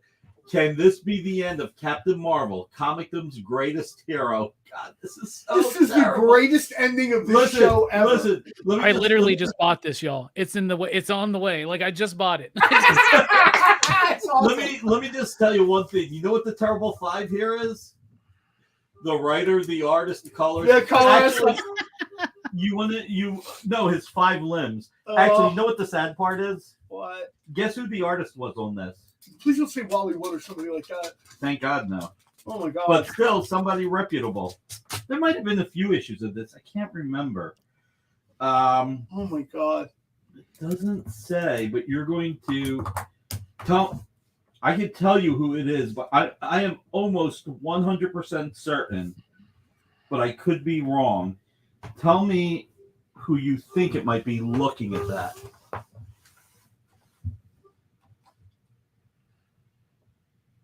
This one's like Dick Ayers or something? I think it's Mike Sikowski. Okay. Oh, yeah, okay. Okay, so That's this one who right I here. think it is. Right there where he's drinking. Yeah, Yeah. I think yeah. that's Mike Sikowski. Poor Mike. Right. I should have it by the 10th, they say. So I'm excited. This is John just bought one too. We Nice. are doing more for the Terrible 5 than the publisher did. This book's gonna skyrocket in price, y'all. There's gonna be like people You are are gonna be now like, the de key facto collectors about to publisher. send out a notification like more people have been buying this Captain Marvel terrific Terrible 5 thing or whatever. well, It's speculated in Marvel's next. never point a weapon at someone unless you're ready to use it. Man, now we know where Die Hard got it when the villain was on top of John McClane on the table. Next time you have a chance to shoot somebody, do it. And he starts shooting there. He goes, thanks for the note. John Byrne got his start doing something painfully. Speedy Buggy. That was a great cartoon, man. Oh, the man. Speed Buggy Flash. Oh, it's crossover. Carl Burgos and Carl Hubble. All right, thank you. That's Carl Burgos' artwork? Are you serious? The creator of the Human Torch? Wow. Man, if anybody ever sees original art from this, please let me know. Please. By the way, We just started by a the way- new session for Nick. By the way, hold on. Oh, man. This is These the best. ads have to be fake. Here's the best part, okay? You're welcome, John. Honestly, if it wasn't now that I've got this idea, I would have given it to you. An amazing offer. A magic color photo projector using Polaroid and Kodak. Color or black and white photographs. Project them 10 feet tall, only $1. That's right. I mean, come on. Back then, now, 30 days of driving on a single tank of gas. All these ads have got to be fake. There is not one here that I. And there you go. Look at the back. I mean, look at the colors on the back. Totally different than the front. Totally. Yeah. What year was this? It says 66. 1967. 67. Okay. Okay, it was It was probably 67. So there might be more than one issue, but this is so terrible. It's like, oh my god. Thank you guys. You made me feel better. I got to tell you, I have issue 5. Okay, so there were a couple. All right. Oh, my God. The terrible. Okay, I know what the terrible 5 are. What? All 5 issues. All 5 issues. All 5 issues are the terrible 5. I have this idea for the Terrible 5 being the 5 worst characters in Project Superpowers. They decide, you know what? We're going to strike out on our own. You know, that's actually the best one. Like, it's like the Legion of Substitute Heroes. Yeah. The 5 worst ones becoming villains. Led by Captain Battle Jr. Okay, wait a minute. 2 issues, 1 and 5? Oh my! This is getting better. 2, 3, and 4 must have been something else. Yeah, it's one of those things where they just recycle the numbers, and yeah, that's hilarious. I ordered issue 1. You have 5, so I haven't gotten even the one that you actually have. Now I got to look for number 5. Do you know what National Periodical used to do when they were doing the Spicy Tales and all those magazines? They would take the returns, rip the covers off, and print a new cover and reship the exact same book 6 months later. We're talking about like 1935, 1936, when they were like a nickel or a dime. They would actually do that. Oh, Kyle's in the stream. I'm dead. Yeah. Hey, did you guys know that the next show started 10 minutes ago? Yeah, we were told. Dude, you gotta watch this show. You gotta watch the last 20 minutes to talk about Captain Marvel. Okay, well, I'm gonna hit end on the broadcast. Everybody, have a good one. See you Thanks on a lot, Friday. everybody. Have fun on Friday, and tell your friends about the shows.